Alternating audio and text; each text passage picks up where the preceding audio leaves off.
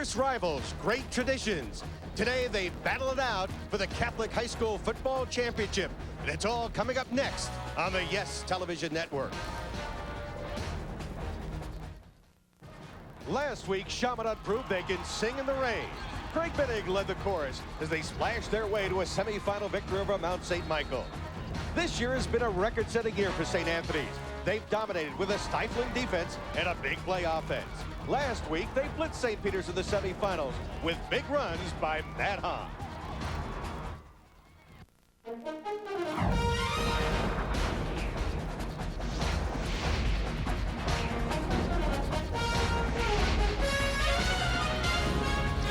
From the United States Merchant Marine Academy in Kings Point, New York, it's the New York Catholic High School Football Championship game.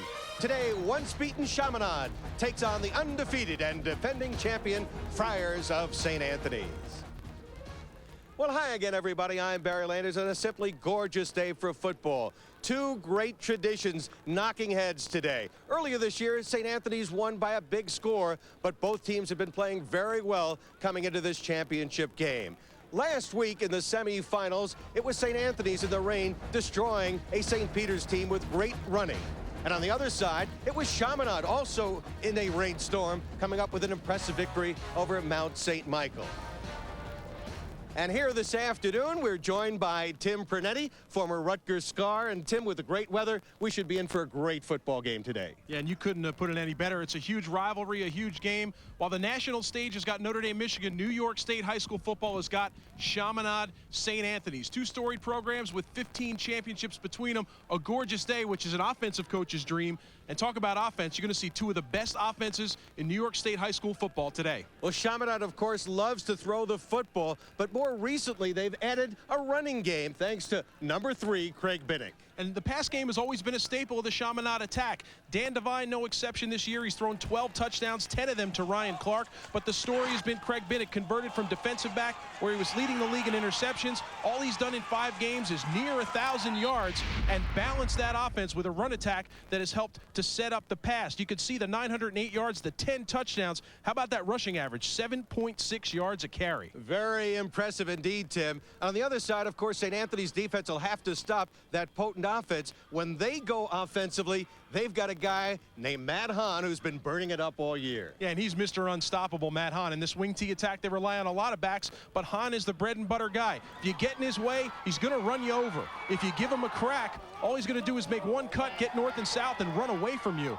He is a guy who is a lot like John Riggins in that it's nothing fancy. He runs at you and runs away from you, and he gets it done week after week. They've got a lot of other great runners, too. Should be an old-fashioned shootout. We'll be back with a championship game up next on the YES Network.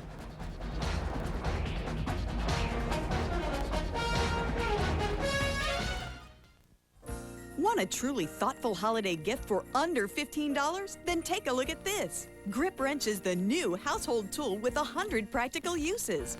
Use it all around the house to make simple work of everyday tasks. With the Grip Wrench, you'll never need to ask for help.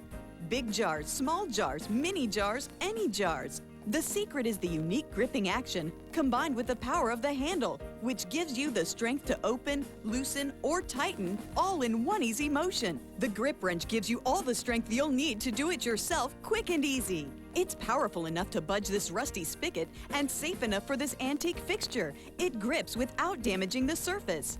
If you've ever broken a nail or scraped a knuckle with the wrong-sized wrench, then the Grip Wrench is for you. Odd-sized jobs require odd-sized wrenches. The Grip Wrench is the one tool that makes life a little easier. It takes the guesswork out of simple home repairs. It's perfect under the sink or above for fixtures and fittings. It's a must-have in the shop, whether you're working on the car, truck, or holiday toys, and it will pay for itself over and over again. Call now and get the Grip Wrench for only $14.99. But that's not all. We'll also include the mini Grip Wrench for smaller jobs, a $10 value, yours free. Don't sweat the small stuff. You get both wrenches for just $14.99. But if you call right now, we'll include the Grip Socket, a $20 value, absolutely free. It fits any size nut or bolt and works with any standard ratchet or drill, even metric. No tool chest should be without it. That means you get all this, a whopping $50 value, all for just $14.99. It's a truly thoughtful holiday gift for everyone on your list, all for less than $15. So grab your grip wrench right now. To order grip wrench, call 1-800-597-8822. That's 1-800-597-8822. Or send a check or money order to the address listed. So call 1-800-597-8822. And you see the captains and the officials meeting. Coach Bill Basil shaking hands with the St. Anthony's players, and his Flyers club coming in with an impressive victory last week. Referee Pat Wren. And there is Rich Reichert, Bill Basil. You know, these guys have been going at it for the last 16 years in a row, knocking heads every year, sometimes twice a year, Tim. Yeah, and that'll make two things will happen in that case. You'll be pretty friendly with the opposing coach, and at the same time, you get to know the opposing coach pretty well and what he likes to do offensively and defensively. So the relationship, both on a friendship level and when you get to know these guys, you can get into their head a little bit. But like you said, it's been a great rivalry, and I'm sure today's edition will be no exception to that. Well, back in 1998, it was the Chaminade Flyers coming out on top, and St. Anthony's ever since that time has been in 5 consecutive championships. They lost to Monsignor Farrell a couple of times, then came back to win last year, and kind of got off the schneid last year, knocking off St. Francis Prep, trying to make it 21 wins in a row, Tim. And that's a huge win streak, and you talk about a 20-game win streak. They're playing a lot of very competitive teams in their league. That makes it even more impressive. You talked about those 5 appearances. How about 9 appearances in the last 10 in this league? Well, Rich Reichert's club has been amazing over that stretch. Chaminade wins the toss. Pat Wren says, let's get ready to rumble, fellas. And there's a look at Bill Basil. 16 years, a very, very impressive record. 94 wins, 59 losses, and just 1 tie. And a former basketball coach at Chaminade High School decided to go over to football and has been quite successful. They're a power-eyed team. They love to control the ball. That could be one of the keys today, controlling the football. Yeah, I think it is, and the challenge today will be who is going to stop who. And for Rich Reichert, it's the same thing. His run game has been the staple of their attack. He's going to want to control the football. He's going to want to chew clock and keep it out of the hands of Chaminade's offense. Devine and Bennett can do a lot of damage, but if St. Anthony's is controlling the football offensively, that will limit the number of chances offensively that Chaminade's going to have with that football. Well, Tim, the last time these two clubs played, it was turnovers that did Chaminade in. But today, we've got a beautiful day for the game. A good day for both teams to pass the ball if they so desire. And we've got just about 55 degrees. You see the last meeting. St. Anthony's won 34-9. Matt Hahn had another huge day back in October. So we're just about set to go. And the kickoff coming right here. Bouncing downfield, and it'll be taken upfield and returned on the far side up to about the 35-yard line, where it'll be 1st and 10 for the Chaminade Flyers. Stopped and played by number 25, John Morano. Chaminade has the ball 1st and 10, and they'll start from the 36-yard line. Quarterback is Dan Devine. You see Dan coming onto the field right now. 6'1", 190-pound junior. And he's completed 56% of his passes so far this year. Passed for over 1,000 yards, 12 touchdowns, 6 interceptions. And if he has a shaky start, Michael Lella, backup quarterback, could come into the game. On the first play, they'll pitch it to Craig Bennett. Bennett off the right side of the line and run down by number 52, Ryan Morosky, and Andrew Missiano coming up from the secondary. Take a look at the Chaminade offensive unit, and it is a very big offensive line.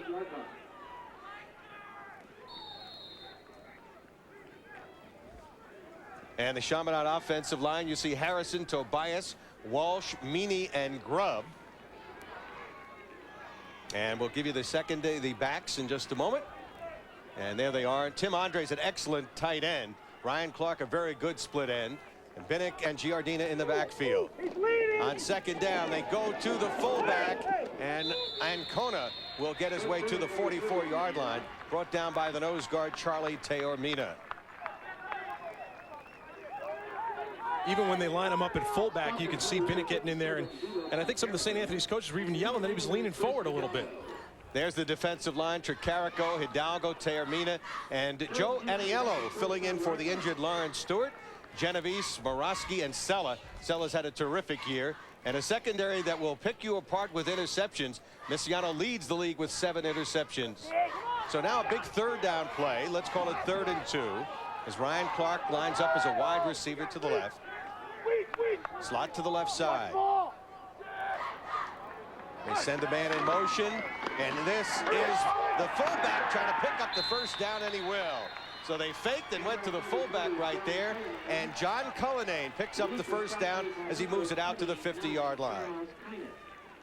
That's what you have to do. You got to compliment Binnick. You don't want to be too predictable and run him on every single play. Go to the fullback, Cullinane, on occasion. The fullbacks don't get many chances to carry the ball, but when they do, they try to make it count. Cullinane does a good job just running straight on that play. Nothing fancy, and he picks up the first down. Only the 21st carry of the year for Cullinane. And from our ground level, you see the size of some of these big offensive and defensive linemen. 1st and 10 for the Flyers. They move Binnick to the left side, lined up with Cullinane. And this is Binnick. Binnick dropped as he got a couple of yards. Coming up, Pat Kennedy from the safety position to make the tackle. Pretty good pickup by Binnick. A tough run. It's going to be tough sledding for him. 210 yards last week in the semifinal, but you're playing against a defense now in St. Anthony's that's averaging, giving up less than 10 points a game defensively. He's going to have to rely on that offensive line. On that play, Tobias, the left guard, pulls around, creates a very small seam, but Binnick finds it and gets up the field for a pretty decent gain. Now, Binnick can also throw the ball. He's thrown a couple of touchdown passes, and Bill Basil's got a few interesting plays in his playbook for today. Yeah, games like this, you got to pull those plays out. It's important that all bets are off today. This is the end of the season, win or lose, so you got to pull out every stop you have offensively and try to make it work. Phil Backman lines up as a wide receiver. Here's the pitch to Binnick behind the block of Cullinane, but he won't go anywhere. What a superb play by Timmy Sella, who continues to make big plays from his outside linebacker spot. Sella's doing a nice job in the playoffs, and last week he had a high-impact game for their defense with 3 sacks. On this play, they send Cullinane out in front for the lead block. But I'll tell you, Sella comes right underneath of him and nails Binnick in the backfield. A very good read, realizing on that quick outside pitch that he's got to scrape, get in that hole, and make the play in the backfield. Timmy Sella, just 190 pounds, an outstanding basketball player as well. And now, with a 3rd down and 8 situation coming up, out over the ball comes the center, Michael Walsh. Ryan Clark lines up one-on-one against Pete Trombino at the bottom of your screen. Good matchup there. Rolling to the right. Here's Devine, a left-handed quarterback, in trouble, nowhere to go, and he is snowed under. Ryan Morosky, number 52, one of the guys who got in there very quickly. Good pursuit there, and a good pass rush from the backside forced Devine to get flushed from the pocket on that play. And I'll tell you, what he had on that play was he had Clark. You talked about him in one-on-one coverage. He ran a curl route. He was in a soft spot in the zone. Devine just didn't see him, probably because he was running for his life. Great pursuit from the backside by the St. Anthony's defense, and they stopped Chaminade on that first offensive series. So, punting situation. Iancona is an excellent kicker. Standing back at around the 42-yard line. And they'll receive this in the sun. They'll have to look up in the sun to make the catch, and they will. Here is Hahn. Hahn in trouble, breaks a couple of tackles. Hahn looks for running room, down the sideline. Hahn at the 20, Hahn at the 30, and finally dragged down at the 32-yard line. However, there is a flag on the play. Well, Matt Hahn can make it happen in a lot of ways. Looked like he was totally snowed under back at the 10-yard line. That's pretty exciting, and he got away from about 8 of the 11 guys that Chaminade had in coverage on that play. A pretty impressive return, but unfortunately for Matt, that effort's going to get negated by the penalty. They're talking to the Chaminade captains about what they want to do, and that one will unfortunately come back. So Pat Wren will let us know. Block in the back seems to be the call, and they will move the football back, and it'll be 1st and 10 inside the 20-yard line. Are they going to mark it at around the, well, let's call it about the 16-yard line? Quarterback is Alex Conlon. He's had an excellent year throwing the ball, and he can run very effectively. Averages 7 yards every time he runs the ball as well. And a handoff on the keeper What a fake by Conlon. And Conlon will pick up yardage across the 20 to the 23. Ryan O'Connor brought him down. Take a look at that lineup. He's got a great offensive line to run behind. And there it is, Sutherland, Forgione, Fletcher, who they're looking at as a 1A prospect for next year. And in the backs and receivers, Pagano, a tight end, doesn't get thrown much. Julian Watts, a big-time split end. Look for him. Of course, Han, SAHS, and Teormina, both those guys with 4.6 speed, can break it on any one play. And it's not just about Han and the wing T. You got to rely on your wing backs as well. St. Anthony's does that, and that balance has allowed Han to be even more effective. Here's the pitch to Han. He's got blocking out there and tripped up in the open field on a fine defensive play by Matthew Vella, the cornerback. Vella does a nice job on that play because what happens is he's got to make a decision about which way he's going to play it. Out in front of Han on that play is number 75, Trevor LaBarbera. And you look at that defense, Fioravani, Herger, Tampero, the nose guard, Gang and Gang, couple of brothers, the linebacking core, Diagnos, Ewan, and Zappia. And the secondary, a very good one, Matthew Vella, guy to watch. He's had 4 interceptions, and Ryan O'Connor, also a very good safety as well. So it's 3rd down, and let's call it about 3. Han directly behind the quarterback. And on the option, here's the pitch. Jonathan SAHS will not get anywhere. Taken down. John Herger, the defensive tackle, got in quickly and made the stop. Not much doing for St. Anthony's on their first offensive series. Now you're talking about an offense that's ranked #1 in the Catholic High School Football League. A good fake to Han on the inside, then the quick pitch by Conlon outside to SAHS, but great pursuit from the backside. And Herger gets in that hole, and he just faces up and makes that tackle for no gain. That's pretty impressive defensive series to start this game for Chaminade. Ryan O'Derna to punt from about the 10. Not a great snap, but has time to kick it and shanks it to the near side. They'll get excellent field position. Chaminade on the poor punt. It'll be Chaminade ball at the 40 when we return. No score in the New York Catholic High School Football Championship game.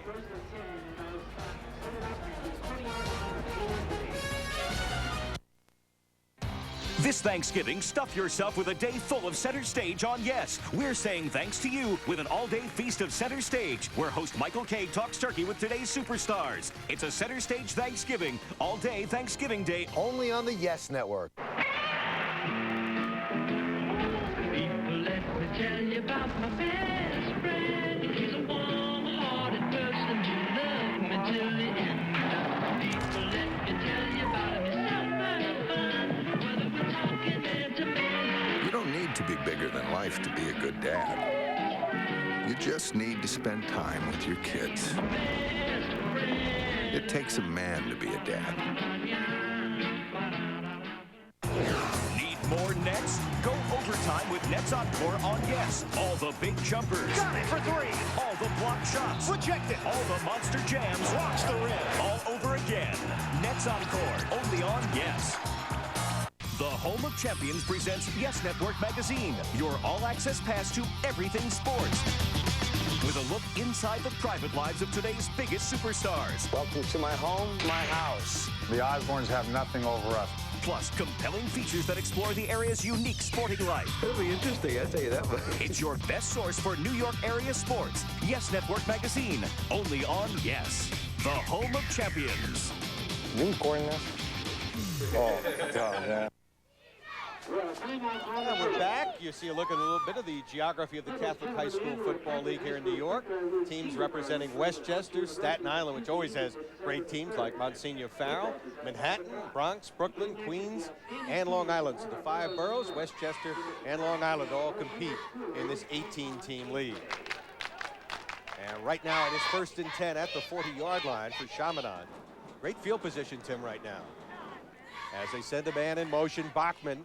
And the inside handoff, nothing doing right there. Defense smothers the play, and it'll set up a 2nd down situation. And they've done a good job on Binnick on those inside plays so far. Yeah, so far so good for the St. Anthony's defense, and I'm sure that Rich Reichert's crew defensively, they got to be concerned about that because Binnick's transition has been a seamless one. He's been very effective at the tailback position, the fullback position. As you said, he's thrown a couple touchdown passes. I think you're talking about an all-around athlete here. But so far, St. Anthony's been able to stop the inside run. If they allow Binnick to get outside, it should be interesting to see what the secondary is able to do in taking him on for tackles. Binnick has just 6 yards on 5 carries so far.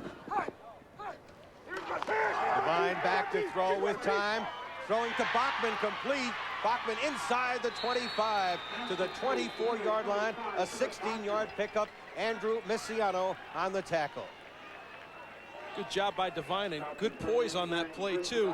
Getting the ball down the field to Bachman. A quick 5-step drop, but he sets, he's decisive, and he throws the football.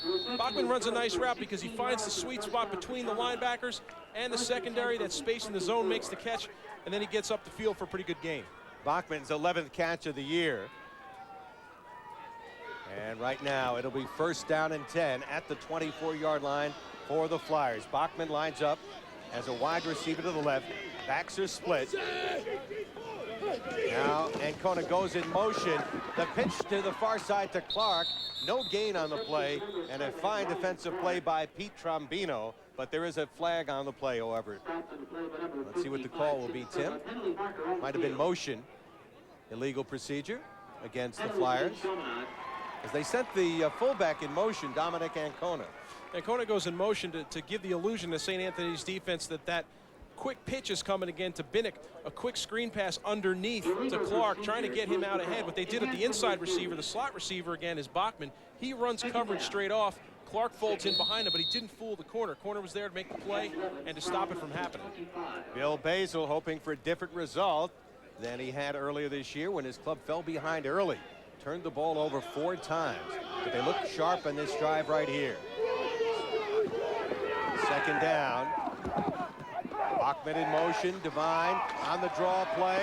Here's Binnick turning outside. 20, 15, 10. And Binnick shoved out of bounds by Andrew Misiano, but it'll be goal to go for the Chaminade Flyers. Just what I talked about a minute ago. So far, St. Anthony's in the tackle box, doing a decent job stopping Binnick, but on this play, Binnick is smart. He realized he doesn't have anything up the gut. He bounces it outside quickly, and that's speed for a pretty big guy out there. Binnick's a 6-foot, 180-pound kid playing tailback, but he shows some speed to the outside, almost getting to the pylon for 6 for Chaminade. About a 21-yard run for Mr. Binnick, and they're knocking on the door here. St. Anthony's has not given up many touchdowns on the ground. Binnick lines up as a wing. And they go to the pass here. Devine in a little trouble. Devine looking for the end zone, and he's down at about the 1-yard line. Good fake by Devine, and almost caught him looking. Yeah, and he's looking for Binnick on that play, too. A play-action fake where he peels out. He's looking for a quick pass to one of his favorite targets, but good coverage by the St. Anthony's defense, the linebackers on that play. A nice fake to Cullinane, or Ancona rather, and then he doesn't have anything to do, but that's a smart decision by Devine. Don't try to force it in. You're in the red zone. You want to get some points out of this, so tuck the ball and try to make it happen with your feet. Comes pretty close on that play. Dan has rushed for 3 touchdowns this year at 190 yards rushing. Bachman to the left. Backs are split. Ancona and Binnick. Quarterback sneak, and he's right in. Danny Devine scores to give Chaminade the early 6-0 lead. And I like the call, too, because you're down there on the 1-yard line. Your quarterback's a big, strong kid, and so far, Chaminade on this drive did a pretty good job offensively up on the line, moving some people around. Not necessarily getting a great push, but staying with blocks. And on that play, does a good job just following his center, Michael Walsh, into the end zone untouched for the score. And the extra point try coming here from Dominic Ancona. Ball down, the kick is up, and the kick is on its way, and the kick is good. So Chaminade draws first blood, and they lead it 7-0. Dan Devine, a happy young man.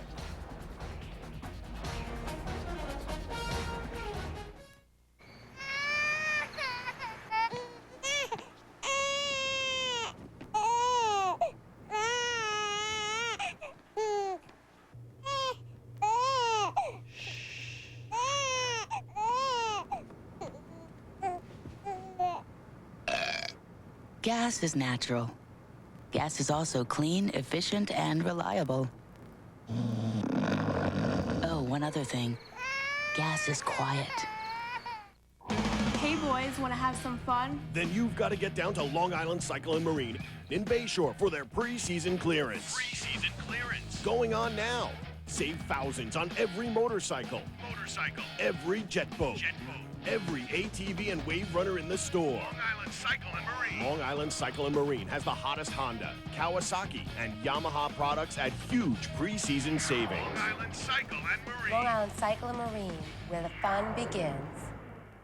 Hello, I'm a business banker with North Fork Bank. One of my clients owns an Italian restaurant in Harlem called Rio's. The owner had a vision of taking his business nationwide. So we worked together to launch a line of pastas and sauces in grocery stores across the country. Working with clients this closely, they can't help but rub off on you. North Fork's out there with you. Where's your banker? And we're back. A little bit of a surprise to a lot of football fans. Chaminade with an early 7-0 lead here, Tim. And a good start for the crew at Chaminade. They've done a good job. They had a good game plan, I think, coming in. Not get fancy. Let's just go straight at them. In the last meeting, St. Anthony's really took it to Chaminade. They were never in that football game. But today, I think they got to be worried about what they do best, which is run the football. Craig Binnick's 20-yard run sets up that touchdown by Dan Devine. And now that they have the lead, they can play their game. This is a team that's used to playing ahead of other teams. When they play from behind against St. Anthony's this year, they could not get it done. And Kona getting ready to kick off, but the ball blows off the tee. Ideal weather conditions. You know, just the other day we had 40-mile-an-hour winds. You couldn't ask for better. Temperature in the 50s. Very little wind here. Yeah, it's a great football day out here. Makes you want to play all over again. But like I said, an offensive coach's dream, because you really can pull out all the stops. Line drive kick, and it'll be taken at around the 21-yard line and returned for a short return. And returning it upfield was James Morantz, and he brought it back to around the 27-yard line. Kept the ball away from the big return men. However, there is a flag upfield at around the 50-yard line. And that was a collision after the whistle, and some guys got into it. The kickoff team certainly was fired up for Chaminade, but I think you're going to have an unsportsmanlike conduct call with some action after the whistle. Now you see the indication by Pat Wren. Well, the short punt really gave Chaminade great field position, and Dan Devine made him pay. 6 plays, 40 yards. And a couple of big plays, the pass play to Bachman, and then the big 20-yard run by Craig Binnick. Right, another key to this game that we didn't hit on yet, I think, special teams-wise, is the kickers. You got a kicker on the Chaminade side in Ancona. That's an experienced guy that can punt and kick it, and he's consistent. On the St. Anthony side, they're not so consistent punting and kicking the football, so that could be a big advantage for Chaminade should they hold the lead. Again, they're explosive. They can break a touchdown on any one play. That's been their MO this year. Looking to go to the air. Julian Watts has the reception, and Watts has the first down at the 41-yard line. A gain of about 13. Ryan O'Connor made the stop, but this guy at 6'3", 185 is a big-time threat. 21st catch of the year. Yeah, he is a big threat, and he has got great hands. On that play, he's got a 7-yard cushion. He just runs down the field about 5 yards and runs a hitch, and they rely on his ability in the open field to make plays. Last week in the semifinal game, he had a big game, 4 catches for 100 yards and 2 touchdowns against Mount St. Michael's. That Mount St. Michael's defense, one heck of a defense going into that game. Right now, on first down, the fake, the handoff to Hahn, and Hahn needs a couple of guys to help bring him down. Ryan O'Connor got a piece of him, and Dom Claro helped finish him off. But that is the leg strength of Matt Hahn, as we saw right there. Yeah, and I think that the key to the play there is the fake.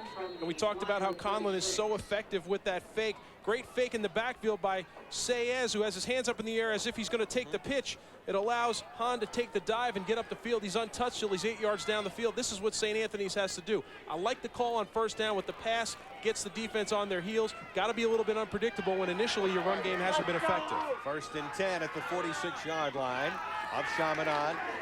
Viscos in motion. Conlon pitches to McKellis Viscos, and McKellis Viscos maybe gets back to the line of scrimmage. Dominic Claro, the kid who replaced Craig Binnick at cornerback when Binnick went to offense, made a nice play right there to bring him down. He did, and he kept the contain on that play, not letting Viscos get outside the contain. That's the most important thing. You want to turn runners back towards where your pursuit is defensively. get help. If you're not going to make the play on your own, at least contain it. This is a defense, you talked about Claro standing in there for Binnick after he moved to offense. This is a defense that's got 14 interceptions this season. That's an impressive stat. On the other side, St. Anthony's has 15 interceptions. So both teams very good at picking off passes. 2nd down and 10. Long count here. Viscos in motion. And on the option, here's Conlon keeping. Conlon cuts it back. Conlon at the 30. 25-20. They're not going to catch him. Conlon goes all the way for a 46-yard touchdown run. And for Conlon, that is another huge play, his 4th rushing touchdown of the year. And he's as dangerous a runner back there as he is a passer. In the wing T, you got 4 back essentially because your quarterback is also going to be a running back. And I think you could see the ability. Conlon, great with his fakes, a good fake all the way into the gut of Hahn. When he sees the crack, he's tucking and going. And there's the cutback right there that frees him up. He gets a wall of blockers down the field, and his speed carries him into the end zone. The extra point is good by Chris Copeland.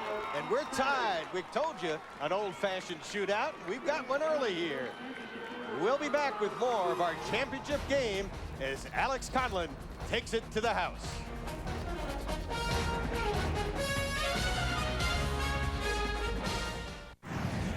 It's the ultimate north of the border war. The 90th CFL Grey Cup final is here on Yes. The Trey-tough Montreal Alouettes face the icy power of the Edmonton Eskimos in Edmonton. The 90th Grey Cup final. Encore presentation tomorrow night at 7 right here on Yes.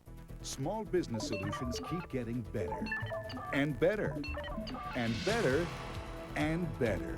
Meet your new office assistant, the postage meter and scale for small business from Pitney Bowes. It's a 24-hour mailroom that fits on your desk. Send a letter, weigh a package, print a label, project a professional image, and calculate exact postage easily. So go ahead, mail all different sizes any time of day. Need postage? Don't waste time leaving the office. This meter refills postage over any phone line in less than a minute. It's so convenient, you'll never run out for postage again.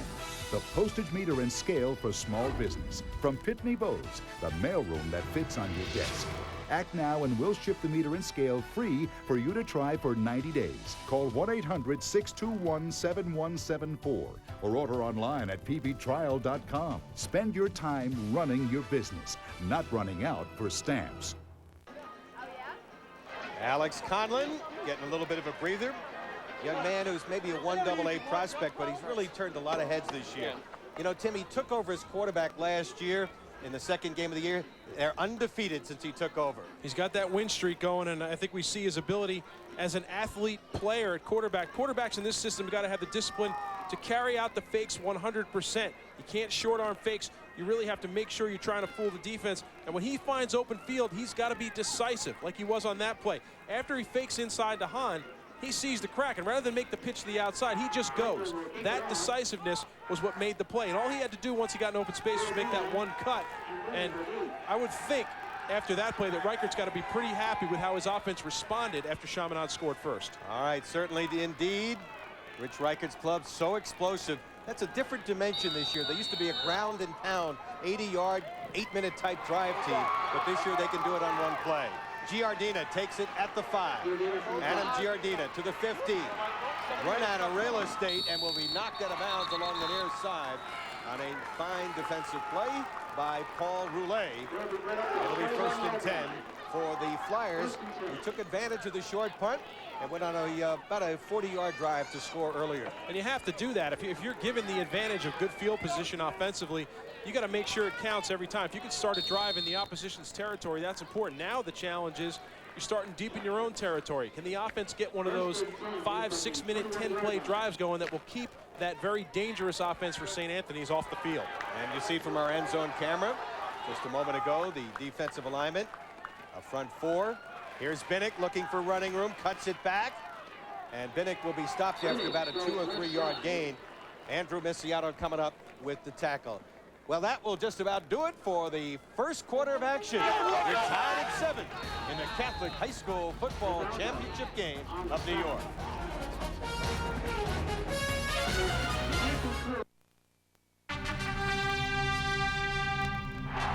Swung on and popped up again off third. Hayes has room. Hayes makes the catch. Yankees win. The Yankees win. Hi, Billy Mays here for Phone Free, the most revolutionary invention since the cell phone itself. Take a look at this. Phone Free is the first hands-free device designed with no wires, no plug-ins, and no hands. Phone Free transmits your conversation through the car radio speakers. Instead of hearing music, you hear the person you're talking to, so you get crystal clear sound. Just clip, press, and talk. It's that easy. Hi, this is Billy. Hi, Billy. I'm just calling to confirm your appointment for today. Okay, thanks for the call. In my car, Phone Free is the only one for me, because I can drive and talk at the same time and still remain focused.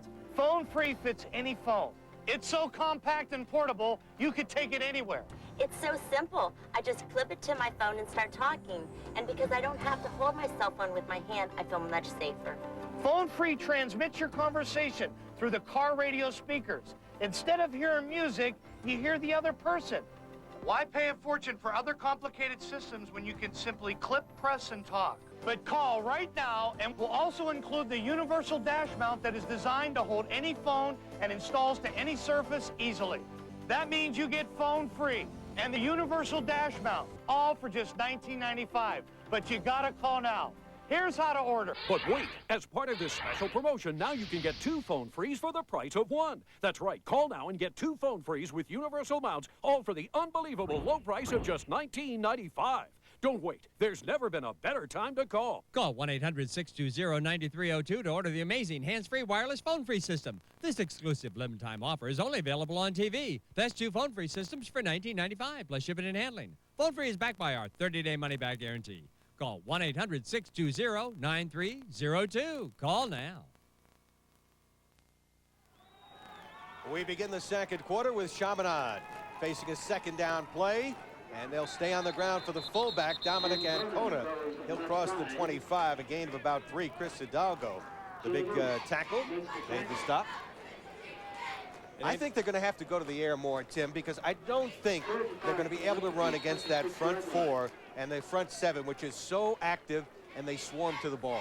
They do, and I think that's been the philosophy coming in for St. Anthony's. They know Binnick is a big, strong kid. Let's gang tackle him when we have the chance. Aside of that 20-yard run, he's only got 9 yards on the ground. They're going to the fullback a little bit to try to mix it up, but I agree with you.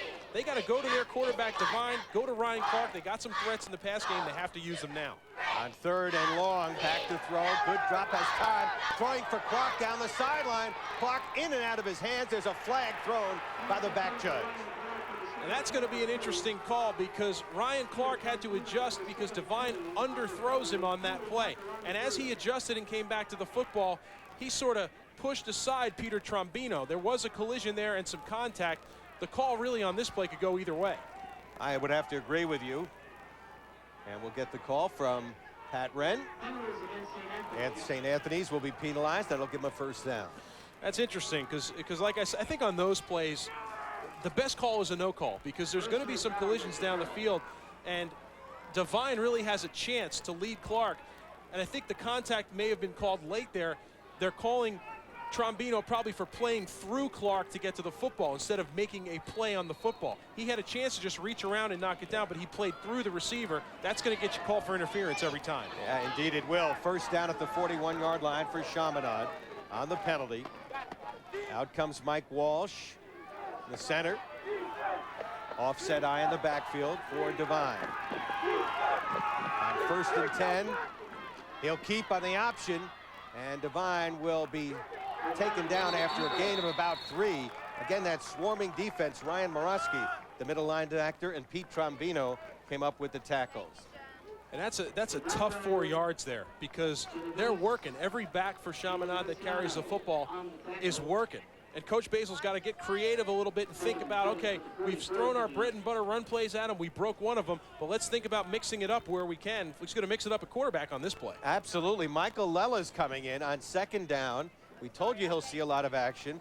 Lella is 14 of 27 for 216 yards and a better runner than Devine, and has played quite a bit this year.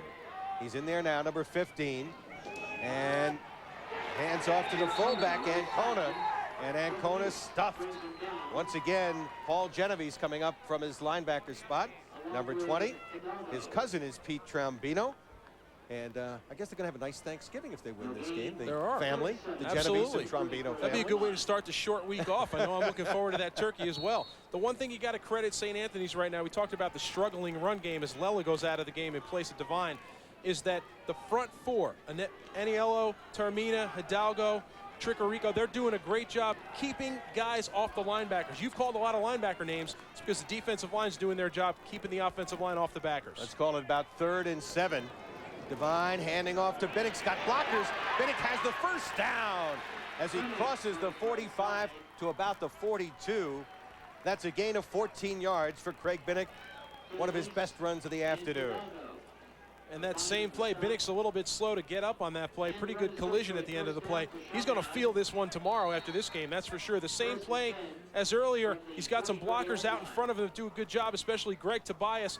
And that stretch play off tackle, he's able to get out in front and get down the field. But like I said, every time he touches the ball, if he gains a yard or gains 20 yards, they're going to hit him. And he's out of the game right now on the sideline. Well, that could really kill him. And they have substituted in the backfield. I believe Bachman, 25, is in as the running back. And this fake to Bachman. Here's Devine rolling to the near side. Throws on the run. Fine catch by Andre, the tight end, at the 25-yard line. Tim Andre with his 60th reception. 6 of those have gone for touchdowns. He's been a great asset. And whenever you can have a tight end that can do that for you, especially in situations where you want to go to your deep guys, he comes underneath. And he's covered pretty well, but that's a nice throw by Devine, really threading the needle. He comes out, he's got good time, he's being chased, but he's got the presence of mind to flick that throw out to Andre, who makes a nice catch in tight coverage. You gotta love the tight end. Being an ex-tight end, I selfishly say that, but you gotta love the tight end. It's an underused asset in football at any level. Well, I work with tight ends, Howard Cross, and that's now right. you, Mr. Tim Bernetti. On first down at the 36, flags fly right here. And we had some movement. Greg Tobias for Chaminade is going to be called for a penalty. So to make it 1st and 15. It's been impressive so far what Chaminade has done offensively. They've run some of their bread and butter stuff, which has gotten stopped. But Coach Basil's been smart. He's made adjustments. He's done some good adjustments, too, that have allowed them to get the ball down the field. I think the inside run getting stuffed forced the adjustment to let's get the ball outside a little bit. Let's get some of our offensive linemen pulling around, get them in front of Binnick and our other backs to try to make some plays. You know, Bill Basil was telling me that Danny Devine is one of those guys who's the toughest critic on himself. Sometimes gets down on himself. He's a perfectionist. Yeah, you got to love that at quarterback, though, because that guy's got to lead the offense, and they have to be a perfectionist. Very accurate passer. Now facing a 1st and 15. He'll drop back. We'll dump it over the middle. Wide open Andre. 25. Andre with a nice cut will be spun down at the 21-yard line. A gain of about 8 on the play. Pete Trombino made the tackle. And a nice job by Andre, and he's wide open on that play. He does a good job delaying and getting off the line of scrimmage, and he replaces the linebackers where they drop into pass coverage. He comes around, another good pass by Devine. He's really getting down the field trying to find something, but a little advice to Mr. Andre as a young guy, get north and south. You catch that football, don't run towards the sideline. You're a big kid. You're bigger than a lot of guys on the field, especially in the secondary. Put your shoulder down, run some people over, and have a little fun. Devine now 3 for 3 in the passing department. This is Binnick off the right side. Binnick trying to fight for extra yardage, and Binnick very close to the first down. May have it, and indeed, at the 15-yard line, it'll be a first down. Great effort by Binnick to watch where the chains were and pick up those extra yards, Tim. And whatever he ends up with today, yardage-wise, is going to work for every single one of them. A nice job by the right side of his offensive line. All he needs is that crack, and he gets through it. If he's not grabbed from the jersey from behind by his jersey on that play, that could be a big gainer. I'm sure for Chaminade and their fans, they breathe a sigh of relief, and he's back in the game. Well, they're also going to be penalized here. A late flag, and Devine and referee Pat Wren talking it over. Dan's brother was a quarterback at St. Anthony's. Talk about rivalries. Danny Devine's quarterback was his brother was a quarterback a few years ago. Billy Basil's club shooting themselves in the foot with some penalties here. Yeah, because the only thing stopping them right now is penalties. They have been moving the football pretty well. You talked about having fun at Thanksgiving. I'm sure there's a healthy discussion about who's better if one played at St. Anthony's, the other plays at Chaminade. And Bill Basil pacing the sideline. Unsportsmanlike penalty on Chaminade, so they move it back to the 30-yard line, make it the 29, where it's now 2nd down and 10. Check it, 1st and 10. Devine looking, throwing for Clark. And Clark had to reach down at his shoe tops, could not come up with the ball. Now, he's a big boy like you, Tim, 6'3". Tough to reach down to those shoe tops. Yep, it is. Yeah, quarterbacks can do us big guys a favor and hit us in the numbers. That always helps a little bit. But on that play, another good scheme by Chaminade where they run 2 receivers down the field, and then Clark slows down, and he folds back underneath to run that square in, and he's wide open. Devine probably would love to have that one back. He makes that throw. And there's good separation between Clark and the defensive back. That could be a big gainer. Clark leads the Catholic League with 33 receptions, averaging almost 18 yards every time he's caught the ball, and 10 TD passes. So now it'll be 2nd and 10. Tied at 7, Devine on the option, keeping. Devine at the 20, and taken down as he got to the 20-yard line. And Paul Genovese once again on the tackle, and set up 3rd and short. So he picked up some good running room there and make it 3rd and about 2. The quarterbacks are always tempted, even when they get that far down the line, to make that late pitch. I think it's smart by Devine. You don't want to risk a turnover against this defense. He decides to tuck it, a little stiff arm there to Genovese as well, and he picks up good yardage. That late pitch can work if there's nobody outside, but Binnick was being played by a defensive back. That pitch happens, he can get hit, and that's turnover city. Well, it's 3rd and about 2, Tim. Certainly 2-down territory for Chaminade. Absolutely. I think in this case, you want to think about it as 2-down territory. With Binnick, you can pick up the first. You also got a pretty good field goal kicker in Ancona. Devine sees a nice hole right up the middle as nobody was covering the center, and a very good call by Devine to pick up the 1st down. And that's smart. You talked about how he's a tough critic. Coach Basil told you on himself. Also a very smart kid, obviously. He comes out to the line. They probably have a play called. He sees that the center is uncovered, and he's taught to just quarterback sneak all the way. The play, all the guys on the field don't even know what he's going to do. If he sees an uncovered center, he's just going to follow him, quarterback sneak, 2 yards and the 1st down. Well, Bill Basil's got to be pleased with Devine. He's carried the ball 23 yards on 6 carries, some big 1st down carries, and including the touchdown. And he's 3 for 4 for 42 yards in the air. Here's the pitch to Binnick. Remember, he's a quarterback in the pass. Throws in the end zone and stumbling. Giardina trying to get to the ball.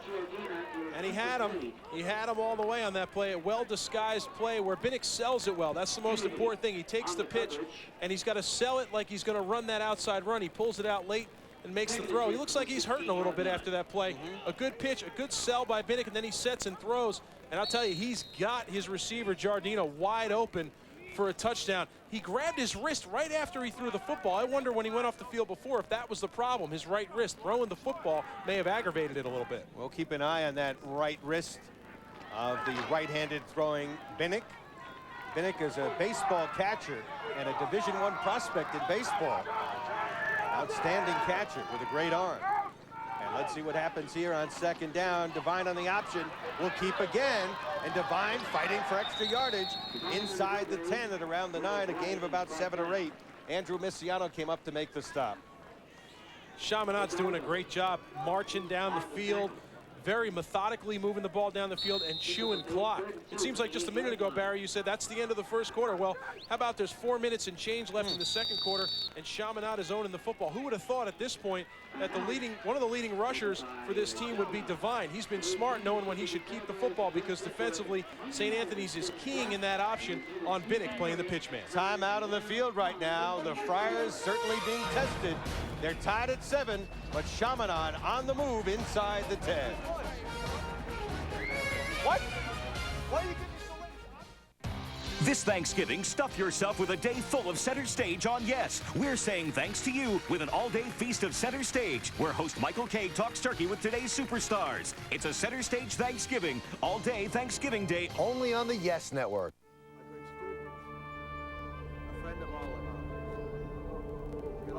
Sometimes it's important for kids to keep quiet. But if you keep quiet about a kid who talks about hurting someone with a gun, some kid could be quiet forever. Don't wait till it's too late. Tell a grown-up right away. For a free book about what to do, write to McGruff, Chicago, Illinois, 60652. The home of champions goes deep for a special series that takes you inside the world of pro football. We need to have guys that can make big plays. Join the Yes Network team of Bob Papa, Tiki Barber, Keith Byers, and Gary Myers for an insider's look at This Week in Football. The toughest pound-for-pound wide receiver in the league. Including complete previews of the upcoming Jets and Giants games. Shockey certainly has brought a lot of swagger to the Giants. Featuring special guests and exclusive segments from Tiki. Pretty good hands I got, huh? It's the show that runs it back all the way. This Week in Football, only on Yes. The greatest names. Paul O'Neill, his third home run of the game. The greatest games. Deep to left, it's a home run. Relive the greatest pinstripe moments with Yankees Classics. Only on Yes, the home of champions. Well, you see the time remaining. Tied at 7, ball control. One of the keys, and Chaminade right now dominating possession. Yeah, and this drive started just a few seconds into this second quarter. And Chaminade's got a great plan. Keep the ball away. Look at this. 14 plays, just 61 yards, but 7 minutes and 31 seconds that Matt Hahn and company have been off the field for St. Anthony's. 3rd and 2 inside the 10, and Devine will try to go up the middle again. This time they stop him. He picked up maybe a yard. It's going to be very close to that first down marker. And a good job by nose guard Charlie Taormina in the middle of things right there. And also a good job by Alex Fletcher, who now is in on playing defense. That's how they've got to try to stop it. So they put their 290-pound offensive center, who rarely plays on defense, and move him in on the defensive line. It's a great way to stop the run. And we talked about balance in the open of this show. Balance is the key, and so far, Chaminade has had that balance. A 4th and 2 play. It's a big play very early in this football game. I think for Chaminade, they probably have St. Anthony's on their heels as to what they're going to do. And Devine on the option, pitching to Binnick at the 10. Binnick has the first down as he's driven out of bounds at around the 7-yard line. Andrew Misiano ran him out, but he had the speed to cut to the corner and make the first down. And another tough run by number 3. And make no mistake about it, after he threw that football a couple plays earlier, he is playing this football game hurt right now. He does a good job with that hurt right hand and a stiff arm on number 27, Misiano. He carries him just for those couple yards he needs, and then gets out of bounds to keep this drive alive for Chaminade. It'll be goal to go at the 5-yard line. This drive started at the 21-yard line. They're now at the 5. Colin Jones in as a tight end on the right side. They send Bachman in motion. The pass into the end zone, touchdown to Craig Binnick. And Chaminade has stunned the crowd here, taking a 13-7 lead. However, there is a flag on the play, and I think they're going to bring it back. And that's unfortunate for Chaminade because they've been dictating the pace of this game offensively. It looks like they're going to get an illegal block there that's going to call this play back, but a great fake and a great pass that gets Binnick the ball in the end zone. I'll tell you, Bill Basil has designed a terrific game plan here.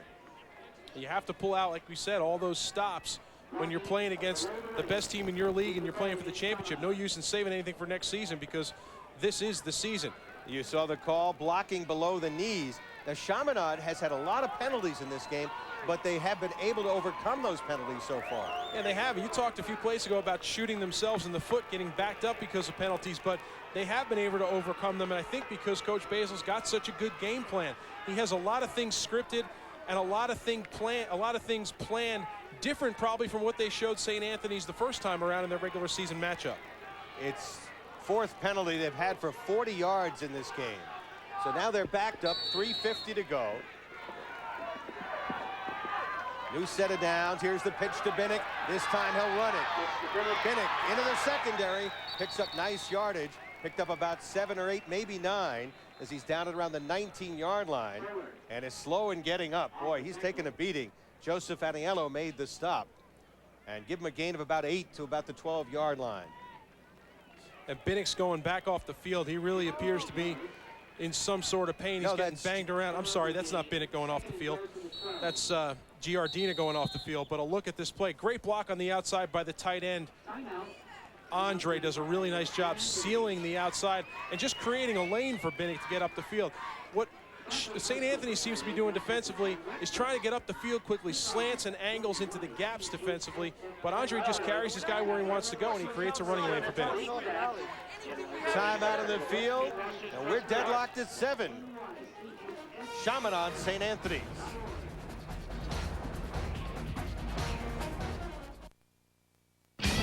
For the NBA's best, it's nothing but nets. Wednesday, Kid Kittles and the crew hit the road running to try and take down the rising Phoenix Suns. Join the Yes Network team for complete pregame coverage Wednesday starting at 8:30, only on Yes. I am an American. I am an American. I'm an American. I am an American. I'm an American. I am an American. I am an American. I am an American. I am an American. I am an American. I am an American. I am an American. I am an American. I am an American. I am an American. I am an American. I am an American. I am an American. I'm an American. I am an American. I am an American. I am an American. I am an American. I am American. I am America. I'm an American. I'm an American. I am an American. I am an American. I am an American. I'm an American. I am an American. I am an American. Where do you turn after New York Sunday football? New York Football Sunday, only on Yes. New York Football Sunday is 30 minutes of post-game discussion after each of Sunday's games with scores and analysis from around the league. New York Football Sunday after the Giants and Jets games, only on Yes. And we're back. Barry Landers along with Tim Pernetti. And look at the Chaminade Flyers. They've been flying high early here. And Binnick wearing that belt to protect his back. He needs something to protect his arm the way he's been hit up all over his body. Big guy like that, you're going to take hits all over the place. Second and goal from the 12. Devine pitching. Made a nice catch, Binnick there. Binnick cuts it inside the 5 to about the 4.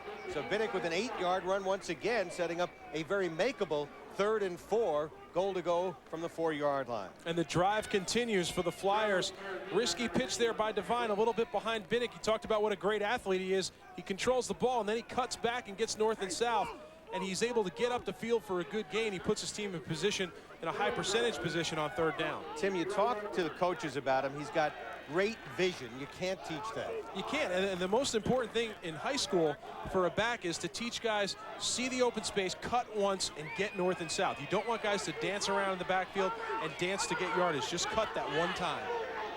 3rd and goal. Pitch to Binnick. He's got blockers out there.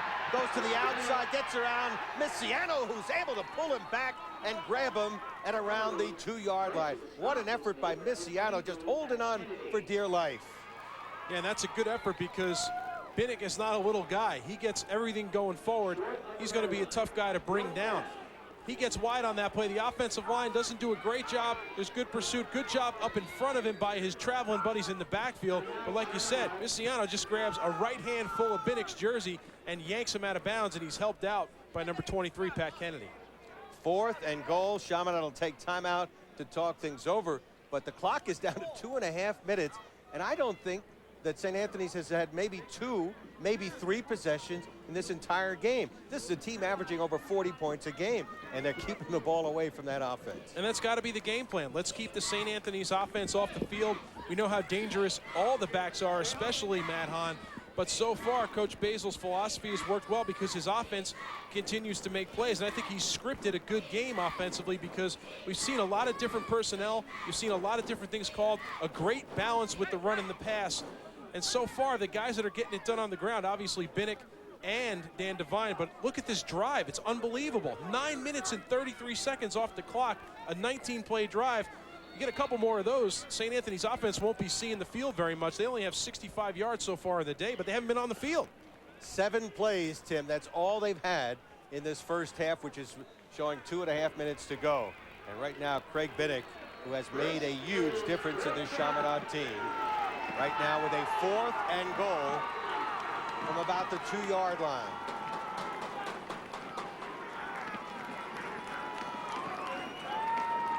Devine will try to push it in, and Devine is no signal yet. No signal yet. It's a touchdown. Took a long time for them to unpile Alex Fletcher, number 71, hoping that he had stopped him, but Devine managed to just edge his body over that cross the goal line. Devine is carrying the load in the run game right now, and he's fired up about it too. A big kid at 6 foot, almost 200 pounds. He gets behind his center, number 51, Michael Walsh, and the rest is just effort. He gets stopped, he turns his back, but he keeps those feet churning. That's the most important thing for all you young players out there. Keep those feet moving when you run the football. Everything eventually is going to get you going the right way. He squeaks into the end zone. That's a pretty important play after that 20-play drive. And Ancona will try the extra point. It's up, and the kick is on its way. It is no good. Talked about how good a kicker he's been. That could be a costly miss. Time out of the field, 2:18 to go. We've got a bit of a stunner. The Flyers lead the Friars 13-7.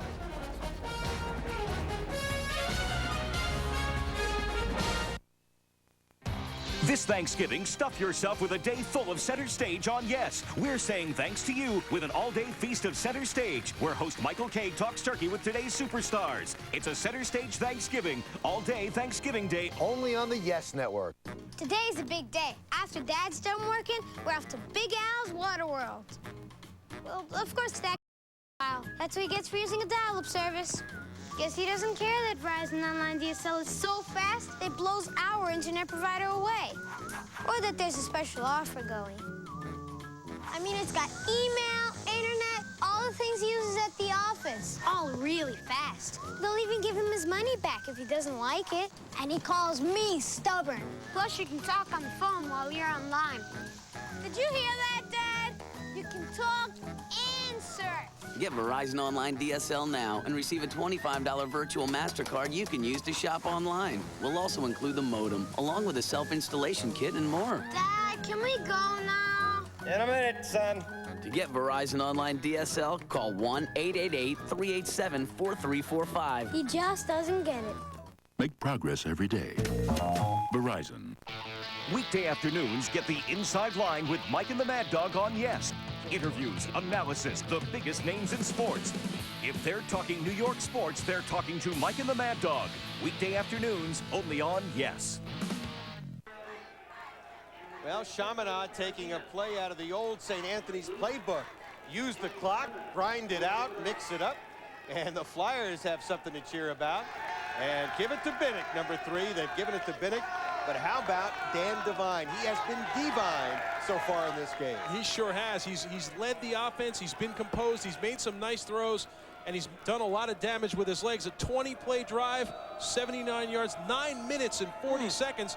They chewed up almost the whole second quarter, but this St. Anthony's offense can strike quick. And they can strike. Jonathan SAHS on the return. SAHS right up the middle. One man to beat. Runs into his own man, and Ancona brings him down at the 37-yard line. That was almost a huge play. He runs into Vincent Malati, number 7, which really delayed him from breaking that into the open field and almost taking it to the house for a score. A nice return. He really nothing fancy. He just sees a lane, he makes one cut, and he gets going.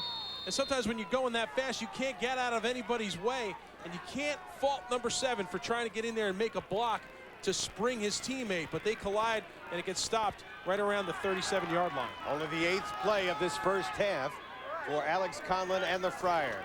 SAHS goes in motion. Hahn will try it up the middle and will get maybe to the 40-yard line. Swarmed under right there by the Chaminade defense. And Max Ferguson and Robert Gang combining on the stop. They have all of their timeouts remaining. 1:56 to go, and they come to the line very quickly here. Julian Watts, top of your screen. He's got single coverage. Conlon looking that way. Up the middle, he's got SAHS wide open. SAHS at the 20, at the 15, 10, 5, down inside the 5 at the 3. Saving a touchdown was number 6, Dominic Claro, and Ryan O'Connor was there as well, number 16. Talked about the quick hit offense. There it is in action, and you called it before the play. You said single coverage on the outside. SAHS motions on the beginning of that play, and then he just runs down the field on a streak. A beautiful throw, hits him in stride. He beats number 16, Ryan O'Connor, down the field, and I thought his speed was going to take him. What a perfect pass, hitting him in stride. A great effort by the Chaminade defense, not quitting on the play and stopping it prior to pay dirt. Clock ticking, 1:23 to go. And Hahn will try to get into the end zone. On the power formation, he stopped short. Clock ticking, 1:14 to go. Matt Hahn came into this game with 26 rushing touchdowns and 2 as a receiver. He leads the league in scoring and has broken the scoring record for most points in one season in Catholic football history. And his numbers are really obscene. It's unbelievable how many yards he's picked up and how many yards per carry, and those 28 total touchdowns as a league record. Conley handing off to Hahn. He'll try to get into the end zone, and Matt Hahn is in. And we're tied at 13 apiece with 45.8 seconds to go. And the one thing that's interesting is both these offenses are having success. St. Anthony's is doing it with the big play and not many plays overall, and Chaminade is doing it methodically, long drives, marching the ball down the field. This is just a straight push up front by the offensive line, and a good job by number 32 finding the crack and getting into the end zone. This wing T offense can strike quick because so much misdirection gets the defense looking the wrong way. The extra point is good, but there's a flag on the play. The extra point by Chris Copeland has put St. Anthony's in front 14-13, but there's a flag on the play right there. Pat Wren is talking to one of the St. Anthony's players, and it may be on the end of the play, maybe unsportsmanlike or something along those lines. But the extra point is good, apparently. Both teams have gone to the sidelines. And Pat Wren will indicate the call to us. Chaminade has really committed a lot of penalties today, but despite that, they have been able to move the ball. Running into the kicker. It's going to cost him on the kickoff. So St. Anthony's, with that explosive offense we talked about, answers right back, and there's so many weapons. We talked about Alex Conlon with a big run earlier. And this was the play that set it up, too. A great job by Conlon, straight drop back, and he gets his back. SAHS down the field with his speed, and what a perfect pass that was. And I thought he was going to take it to the house, but Chaminade doesn't quit on the play. And then the touchdown run by Matt Hahn, nothing fancy, just straight ahead. He gets a good block by one of his buddies in the backfield there. All he needs is a little bit of a crack to get forward. And for a little guy, too, Hahn is pretty strong. If you hit him, you better wrap him up, and you better gang tackle him because he's going to carry you when he has the chance. Good block by Steve Mazza, number 33, who comes into those power situations. It's only a 180-pounder, but he really hits very hard. Richie Reichert, what a year and what a record. 119 wins, 40 losses, and 3 ties, and his club, again, does it in a little time. So the defense got to be a little tired. And Tim, what people don't realize, when you go to these big high schools, is we have very few players play 2 ways. You've got offensive and defensive units, much like college teams. Right, and I remember the high school days when I played at Ramapo in New Jersey. You did play both ways, but now these teams get such a great turnout. So many kids on the team, you can afford to have 11 starters on defense and 11 on offense. Well, they'll see the ball go out of bounds, and Chaminade will take over 1st and 10 at around the 35-yard line. And they've got time left with 45.8 seconds to go. And Dan Devine has had a terrific first half. The St. Anthony's defense will be tested, the illegal procedure call. And they'll put the ball in play at the 30-yard. Not a bad call to kick the ball out of bounds, because you prevent a guy like Binnick maybe from returning it, as he did a couple of weeks ago when he really saved Chaminade. They were losing to the Zavarian in the quarterfinals, and a 97-yard kickoff return with 3 minutes to go won the game for him. That's right. Number 3, Binnick can hurt you in so many ways that sometimes you think about, oh, maybe we should just take this penalty, let Chaminade start at the 30-yard line. They haven't been a quick strike offense so far today. They've taken their time, and with 45 seconds, the odds are with St. Anthony. 4 wideouts, but they try to go on the ground. Taormina getting in there very quickly with Ryan Morosky. Boy, they stuffed that play. Mr. Binnick, you've been hurting us. Now we're going to put a little hurting on you. Yeah, and they are, and they're going to hit them every single time they get the chance. St. Anthony's is going to call the timeout. They're probably hoping to try to get a stop here with their quick strike offense. All they need, apparently, is a couple seconds to get the ball in the end zone. But so far, Chaminade has shown that they can control the football. Well, we're here at the United States Merchant Marine Academy, the site of the Catholic High School Football Championship game, and want to congratulate St. John the Baptist, a high school here in Long Island. They knocked off Cardinal Spellman earlier today in the Class A game. And then just the other night, it was Iona Prep winning the Class AA championship with an impressive win. Well, the defense gathered around, coaching staff right there, and it's been a defense that has certainly been tested today. Yeah, it has. I think the key right now is something that sort of sticks out in my mind is that the offense for Chaminade has spent a lot of time on this football field, as has the defense for St. Anthony's. St. Anthony's offense got to be rested. They haven't been out there many plays, but they're scoring when they get out there. So the Chaminade's offense have the stamina to keep up these long drives and chew up clock for the entire game. That'll be the key to them staying ahead. Here's Binnick. Got blockers out there down the sideline and gets out of bounds. No, they say he's inbounds, tackled inbounds, so the clock will tick as it continues to tick. Craig Binnick picking up yardage to the 35-yard line, a gain of 7.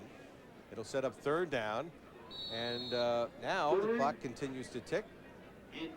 So this probably will be the last play of the first half. And what a strange and interesting first half we've had.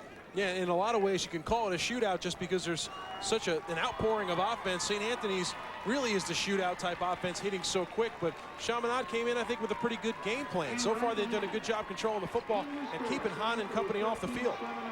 So right now the extra point, the difference in the game, the usually sure-footed Dominic Ancona, who rarely misses an extra point, missed one, and St. Anthony's, with the 2 extra points by Chris Copeland, leads it 14-13. And a big surprise so far, I think, with Chaminade really coming out and executing their game plan very well. Well, I think standing by down to the field is Coach Rich Reichert of St. Anthony's. Let's go to Coach Reichert right now. Coach Reichert, pretty interesting first half, a lot of offense. Your offense wasn't on the field a lot, but when they were effective in scoring. Yeah, I think the key is for our defense to just shore some things up. We've made some really stupid mental mistakes, and we can't let Chaminade control the time of possession. Well, they had that 20-play drive that really chewed up most of the second quarter, and your defense spent a lot of time on the field. Are you concerned about the fatigue if Chaminade's able to keep up that pace and chew up clock? No, I think we'll go in at halftime, make some adjustments, and they're not really doing anything that we didn't really expect. They're just executing a little better than we thought. Coach, thanks a lot. Good luck in the second half. Thank you. All right, Rich Reichert, a Nassau County policeman when he's not coaching football. Now, what a game. 14-13. His team leads by 1 at halftime.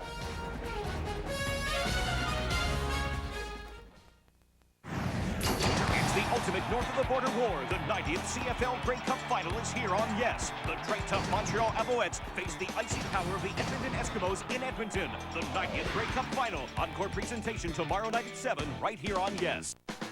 Can't get enough of Yes on TV? Then hit your desktop and log on to YesNetwork.com. It's packed with scores and highlights, plus columns, analysis, and insights from network personalities. Post to the interactive message boards, participate in daily chats, and view video clips of Yes programs. I love playing baseball. I think it's the best game in the world. I had goosebumps. I literally had goosebumps. YesNetwork.com is your New York sports source. YesNetwork.com. Boot up, log on, dive in. Hey, we tried hard. Don't tell me to calm down. I hate that. Stop acting like an animal. You're in public. I will knock you into next week. Stop it. No, I'm not going to stop it. That's it. We are leaving Acting like an right animal. now. We are leaving right now. Get up. Susanna, I said leave.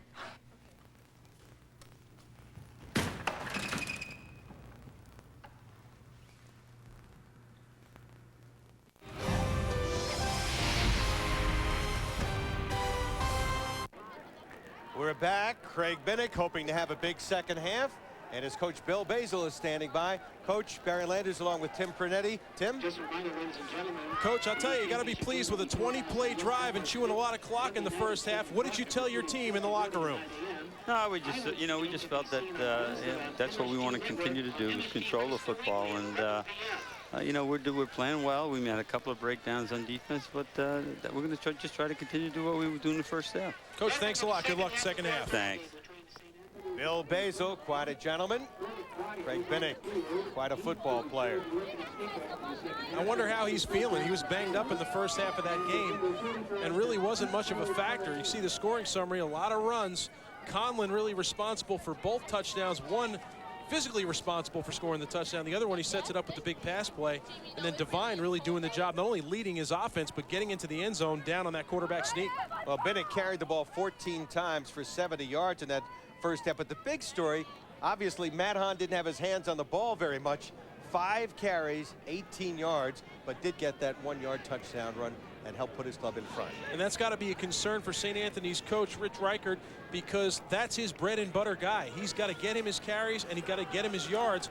The good news for St. Anthony's is they lead this football game regardless of the fact that Hahn has been a non-factor. I would think they would try to establish him very early on this first drive and set the tone for the second half. Well, both quarterbacks have done well.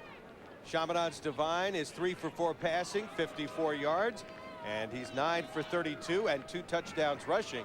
And on the other side, Conlon is 2 for 2 passing for 69 yards, and he's also done an excellent job running the football. Bouncing around, recovered at the 25, and this is number 33, Mazza, returning the ball, Steve Mazza, and they'll have a fine field position to begin play here up at around the 41-yard line, Tim. I can understand wanting to keep the ball out of the hands of Matt Hahn even on returns, but in this case, you got some guys in the up position that are also backs that can carry the football. And they've given St. Anthony's, or Mazza did on that play, excellent field position at their 41-yard line. With this quick strike offense, I'm anxious to see what to expect next.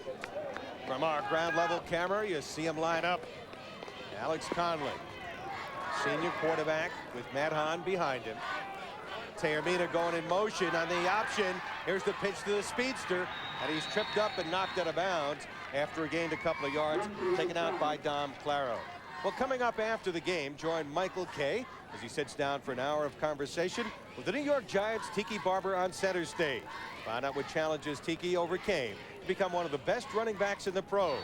You don't want to miss it when Tiki Barber takes center stage tonight, right after the game, only on Yes. So it'll be 2nd and 10. No gain for Frankie Taormina. But again, this kid at 5'5", 145, perhaps the fastest player on the field. Now they send a man in motion. That's Sayers, the pitch to Sayers. Not a good one, he's in trouble. Gets away from one tackler, and then finally tripped up on a fine play by Matthew Vella. But he initially got away from the first tackler, Robert Fioravante, number 56. And Fioravante does a great job, and he really understands what he's got to do in this system. His job on that option is to hit the quarterback and get to him. He does that. He hits him. He forces a quick pitch, which is a bad pitch by Conlon. A great job by Sayers controlling it, but there's nowhere for him to go. He saw a little bit of open space. I think he's frustrated by the fact that he couldn't get past number 8, Matt Vella. It isn't often St. Anthony's is in a 3rd and 14 situation. That's what they are right now. Sayers in motion. On rolling right, blocking is Hahn for him. Conlon throws, incomplete, and Chaminade does the job, 3 and out, and they'll get the football. And that's not the way Coach Reichert and St. Anthony's wanted to start the second half. And I think Coach Basil said we've done a good job controlling the football well on that series by thwarting the first 2 runs on 1st and 2nd down. You take St. Anthony's out of their normal scheme. Their scheme is bread and butter run complemented by the pass. When they have to throw long on 3rd and long, that's not something they're used to doing. If you can do that to them a lot, they're going to get out of sync offensively. Billick and Vella are back deep to receive the kick. It was a poor kick earlier. Much better by the kicker, Odiana, and it's recovered by Binnick. Binnick down the sideline, still going, and finally driven out of bounds on a fine return to the 44. Right now, when we come back, it'll be Chaminade with the ball. They trail by 1 in the Catholic High School Football Championship game.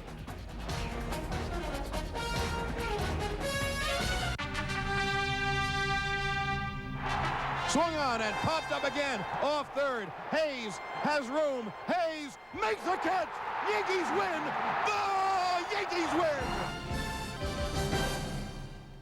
Hi, Mary Beth Hoyt here for the Handy Stitch, the sewing solution for today that makes sewing fun, fast, and easy. The Handy Stitch uses the latest micro technology and actually fits in the palm of your hand. It does the jobs that conventional sewing machines can't, so you can sew anything, anywhere, at any time. It has the precision of a small machine to repair delicate fabrics like silk, yet has the power of a big machine to sew through tough fabrics like denim. Whether you're a beginner or an expert, the Handy Stitch is for you. You can even do repairs while wearing your clothes. Repair a pocket socket without taking your pants off. Fix a fallen hem in the office in no time. Even use it for patching up outdoors. It's quick around corners and can add a decorative touch to all sorts of fabrics. You would never be able to sew draperies with a regular machine. The Handy Stitch is a portable sewing solution that makes life a little easier. It lets you put the professional touch on your home decorations and will pay for itself over and over. It gives you that genuine chain stitch, which means you get a secure, strong, and even stitch every time. It's battery powered or AC adaptable, so you can sew any fabric, anywhere, anytime. Because of its compact size, it travels with you.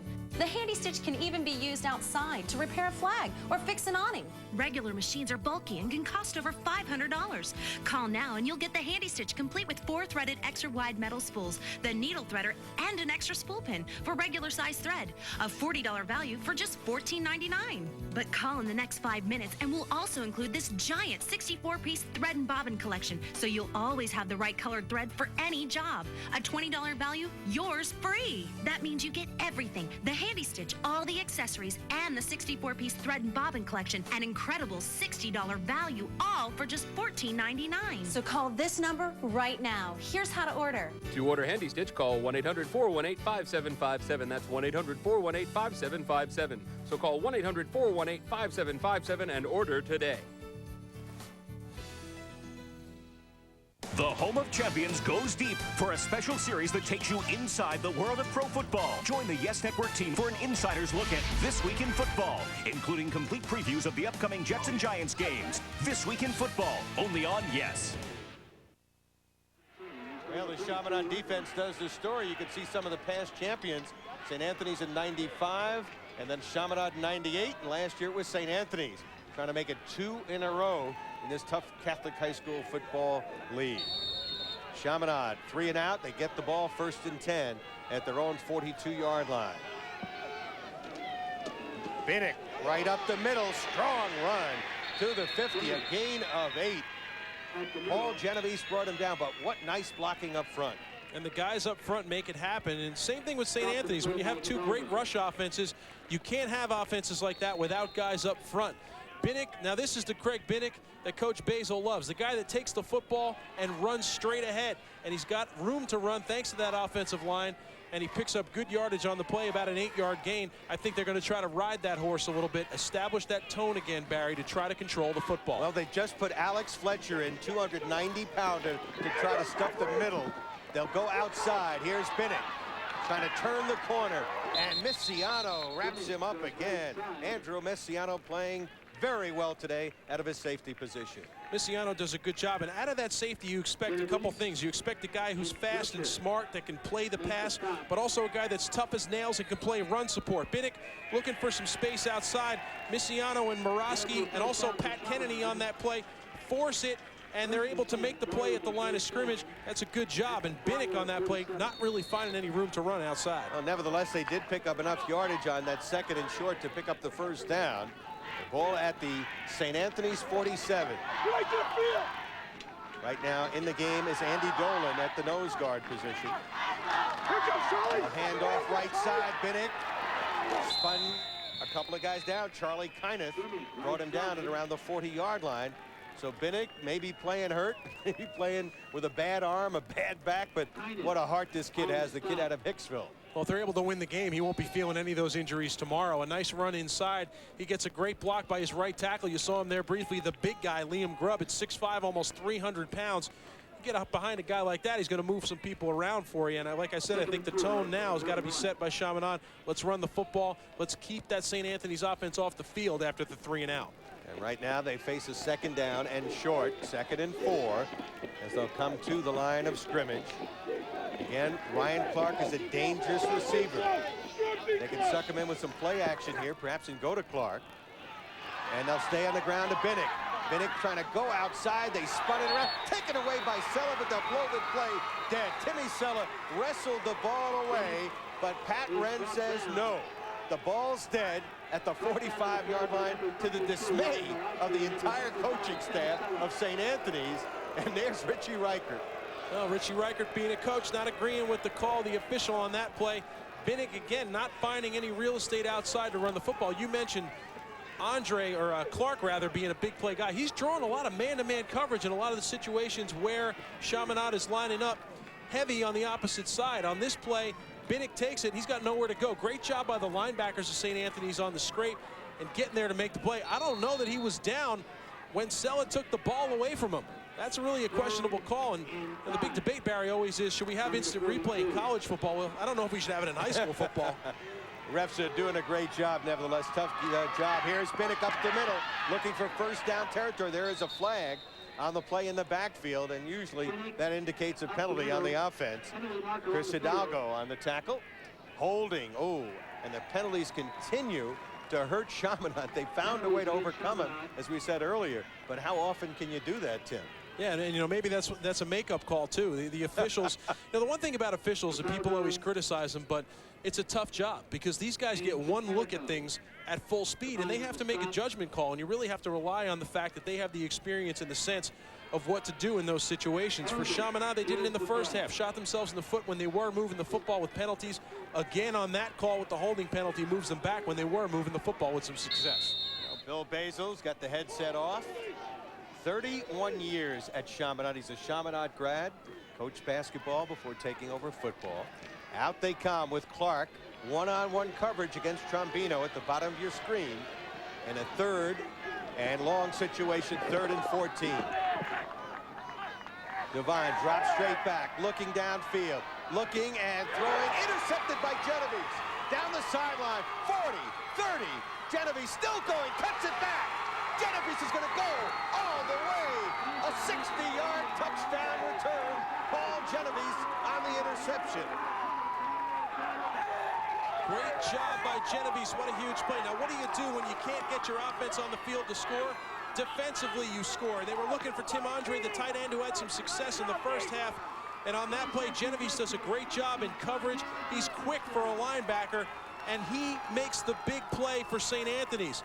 Devine is looking for his tight end. Not a great throw. Genovese is able to peel away from Andre, and this is just speed. He gets up the field. He's able to run away from some people, and he makes a cut here and takes him all the way across the football field. Last week, St. Anthony's forced 8 turnovers in their win in the semifinals against St. Peter's. We talked about turnovers being a key to this football game. Well, there's a look at the young man, Paul Genovese. Outstanding lacrosse player. Probably will play lacrosse in college, but right now all he's thinking about is football. Absolutely, and that's a good thing when you have athletes like that on your football team. Very important extra point is good. And St. Anthony's has opened up an 8-point lead thanks to the big interception return by Paul Genovese. So, what can we do to conserve electricity? Yeah. Turn off the lights when I leave a room. Okay. Turn off the air conditioner before we leave the house, right? Right, and set the thermostat to 78 degrees. Use timers and clean the air filters. What about those funny-looking light bulbs? You mean energy-efficient light bulbs? Great idea. And tell your parents to buy products with the Energy Star label and save even more money on their electric bill. LIPA, the power of change.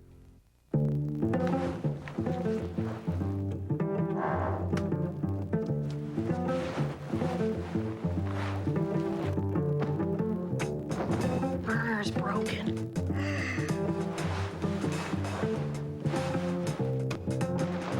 Who has room in their life for a broken burner? For installation and reliable service of clean gas heat, call Keyspan. Hey boys, want to have some fun? Then you've got to get down to Long Island Cycle and Marine in Bayshore for their preseason clearance. Preseason clearance. Going on now. Save thousands on every motorcycle, every jet boat, every ATV and wave runner in the store. Long Island Cycle and Marine. Long Island Cycle and Marine has the hottest Honda, Kawasaki, and Yamaha products at huge preseason savings. Long Island Cycle and Marine. Long Island Cycle and Marine, where the fun begins. Well, we promised you a good one. Paul Genovese, after Tim Sella had denied an apparent touchdown after wrestling the ball away. That's something to say, hey, one linebacker couldn't give it to us. We'll try another one. Right, when your defense can make big plays and force turnovers, not only do that, but convert them into points immediately, that's something that can pick up your offense who hasn't been on the field. Copeland will kick it deep. This could be dangerous. Giardina at the 12. to the 20, 25, and tackled by Joseph Aniello. Let's take a look at that big play just moments ago. Looks like the quarterback and receiver, Devine and Andre, not on the same page. Andre goes up the field, and Devine's thrown to a spot where he thinks Andre is going to be. Genevieve's smart enough to see what's happening. He breaks one tackle. Great cut right here. Gets back across the field, and now he's outrunning a couple offensive linemen to get into the end zone. That's a big play by the defense. It's certainly going to pick the whole team up. And give credit to the hit on the quarterback by Vito Tricarico. Number 57 as Devine unleashed that ball. Right, because it wasn't a great pass. It was sort of flopped out there like a duck, and Tricarico gets in there and gets a pretty big hit. But the pressure on Devine is going to be the key in stopping Chaminade's pass offense. Well, the interception right there. Let's see how they bounce back, Chaminade. They'll try the left side of the line. Go to the fullback this time, Cullinane. Little different set there. And he'll bang it out for about 3 yards to the 33-yard line. Paul Genovese in on the tackle. We're down to 7:10 to go. So again, Chaminade has dominated time of possession. But again, St. Anthony's coming up with big plays on offense and defense for their points. Right, and for Coach Bill Basil, it's not time to panic yet. There's a lot of time, a lot of football left to play. I think you stick to your game plan. Hey, you're down 8 points, which means you get into the end zone, 2-point conversion, you're back to a tie football game. It's not wise to panic. Just stick with your system because it's been working so far. They'll stay on the ground. Binnick looking for some running room, and Binnick will bang it out to the 37-yard line, setting up a 3rd and about 4. Joseph Aniello in on the tackle as they unpile. You just get the feeling that Binnick is going to eventually break that big run. He's getting 4 here and 5 there, and he had a nice 8-yard gain on the last series. But a guy like him is so dangerous. He can break that big run at any time. If there's a time where Chaminade needs a big play, it's right now. And I think you got to rely on the guy that's carried you this far in your second half of the season. You know, I'll take objection to you for a minute. I think you got to get the ball to Ryan Clark's hand. Obviously, they're running and getting some decent plays, but Clark's got one-on-one coverage down here at the bottom of your screen. Take a shot at a slant pattern. Yep, he's been quiet. You're right about that. 1 catch. He's rolling to that side. Remember, he's a lefty. Dumps it off nicely out of the backfield. Cullinane has first down. Bangs his way inside the 45 to about the 43-yard line. That is a gain of 20 yards. I think you called it right, my friend. He was looking for number 7 on the play, Ryan Clark, down the field. Good coverage down the field, which forced Devine to check down on the rollout to his back. But that's smart to check down to that back, Cullinane. Cullinane does a good job getting up the field. You see Clark peel back and try to pick up a block. That's a big play. And sometimes you and I sort of stated the obvious about Binnick and Clark, but sometimes it's better to go to a guy the defense wouldn't expect. Good point. And the option keeping Devine, he's been successful on that play and still fighting. Messiano couldn't bring him down initially, and he picks up yardage to the 35-yard line, about a 7 or 8 yard gain. Devine's a tough kid, and it seems to me, you see how excited he got after those couple touchdowns, but after a couple runs, I think he likes to run that option in there. I think he's tough, and I think he's taken some of those hits. Again, when he sees the lane, he instantly gets up the field, and now he's making moves in the open field like a back. And when he's met by Messiano, he doesn't quit. He's fighting him, he's pushing at him, he's trying to pick up that extra couple of yards. And 2nd down and 2 at the 35-yard line. Chaminade down by 8. Right up the middle, they'll go to Cullinane. Ocheka Ancona will pick up the first down, perhaps. Let's see where they mark his forward progress. Looks like he's got it. They'll mark it at around the 31-yard line. He was driven back a couple of yards by the middle linebacker, Ryan Morosky. And Chaminade is sticking with that play. I guess that's why you and I aren't head football coaches, my friend. You know, I said go to Binnick, you said go to Clark, and they've gone to Cullinane a lot on this drive trying to make some plays, but it's important to stick with the plan, and I think Coach Basil's doing that. Again, he's mixing it up as to who's carrying the football. That'll keep the defense on its heels. They've obviously been keying on Binnick a lot. Binnick hasn't touched the football a lot so far in the second half. Devine on first down to throw, dumping it over the middle, almost intercepted. Sella was right there, and that pass could have been intercepted. Joseph Aniello was putting pressure on the quarterback that time. Sella's got a couple interceptions, and he almost came up with another one. Pass a little bit behind Bachman on that play. Sella almost comes up with the pick. He had pretty good coverage, but Bachman gained a little bit of separation. The last couple of passes by Devine, not what we saw in the first half. Second half, he's looked a little bit shaky. Danny Devine right now with a big 2nd down and 10. The fake to Ancona, and he gets tripped up in the backfield. Fine penetration I believe it was number 20, Paul Genovese, who got in very quickly, tripped him as he stumbled forward. Genovese is stepping up for this St. Anthony's defense, and how do you stop Dan Devine on the option? That's how you stop him. You make sure you're hitting him. When he's run the football with some success on the option, it's because he's been allowed to sort of string down the line of scrimmage, find a crack, and go. When you immediately hit him after he comes out of that fake, he doesn't have that option to run the football. So a huge third down play here for Chaminade. They trail 21-13 after leading in the first half on 2 occasions. 7-0 and 14-7. Here's Binnick, got some room. Binnick slicing and dicing his way. Binnick still going. And finally dragged and still pushed back. But they can't get that guy off his feet. They push him back to the 20, but they'll mark his forward progress to the 15. He may have fumbled the ball, but boy, he's shaken up as the number 90, big Charlie Termina, the 260-pounder, met him. And Binnick is hurt. And he was holding on to his leg as he was trying to get up off the field. He has taken a beating in there, and that was just another tough run. Check out the block by the pulling tackle on that play, Liam Grubb. He gets out in front, and look at this. He's just moving people out of the way for his back, and then the rest is Binnick. He keeps running into people, but see those feet? They never stop going. And when you keep those feet going, he gets picked up off the ground to get tackled as the fumble comes out. A good job there by Chaminade to pile on. And again, Grubb is out in front moving people around. But way to fight, scratch, and do anything you have to do to get yardage in a big game like this. Look at this. They had to pick him up off the ground to get him to stop running when the ball came out. You saw Messiano and Genovese actually literally lift him off the ground there. What effort and what a tough break indeed it would be for Craig Binnick to be out of this game. His senior year, as we mentioned, he's a terrific baseball player and has over 1,000 yards after being moved just 4 games ago to running back. Nice luxury to have an athlete like that can play a lot of different positions. It's just, to me, it's a great game to be at because of the rivalry in the matchup, but this is a very physical football game so far. And Binnick keeps getting banged up. He keeps coming back in the football game. This one doesn't look too good. It looks like that right ankle calf area, maybe a high ankle sprain, but he's not putting any weight on that thing at all, and that could be bad news for Chaminade's offense. Well, they do have some good runners in Philip Bachman and Ty Francois who have speed, but no one has the speed and power that this young man has given him in recent games. Binnick right now, 104 yards, 20 tough carries today. Yeah, and on every single one, he's taken a lot of hits, but he's never quit. And I think that's what you admire about the kid most of all, that he's an athlete, but he's a tough kid. He's got to run inside. He takes those hits. He continues trying to pick up yards for his team. Well, let's see. Bachman has replaced him in the backfield. So it looks like Bachman, as you see, the time of possession. First down and 10, Devine dropping straight back, looks to screen it out here to Bachman. Bachman gets a great block, cuts it back, Bachman down at the 3-yard line.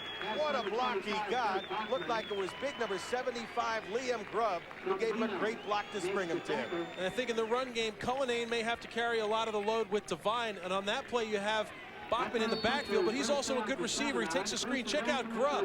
Great block there to create a lane for Bachman, and then another good block down the field, and he's able to pick up good yardage on that play. The second block that sprung him was by Connor Laughlin, who picked off a defensive back down the field, created some space for Bachman. Boy, Grubb at 6'5", 295 right there, number 75, a 1A prospect. Really leveled Kennedy on that block, number 23. First and goal at the 2. And met and driven back that time was Ancona, and it was Ryan Morosky and Tim Sella, the linebackers, shooting right in like lightning bolts. That's what St. Anthony's going to have to do down here. So far, Devine has done a good job getting into the end zone on the run when they've been close. Great penetration by the St. Anthony's defense up front. Linebackers in a couple positions there come free. It looks like Morosky came unblocked, and it's not enough to come unblocked. You got to get in the backfield and make the play. He wraps up, makes a pretty big tackle. Loss of 3. Craig Binnick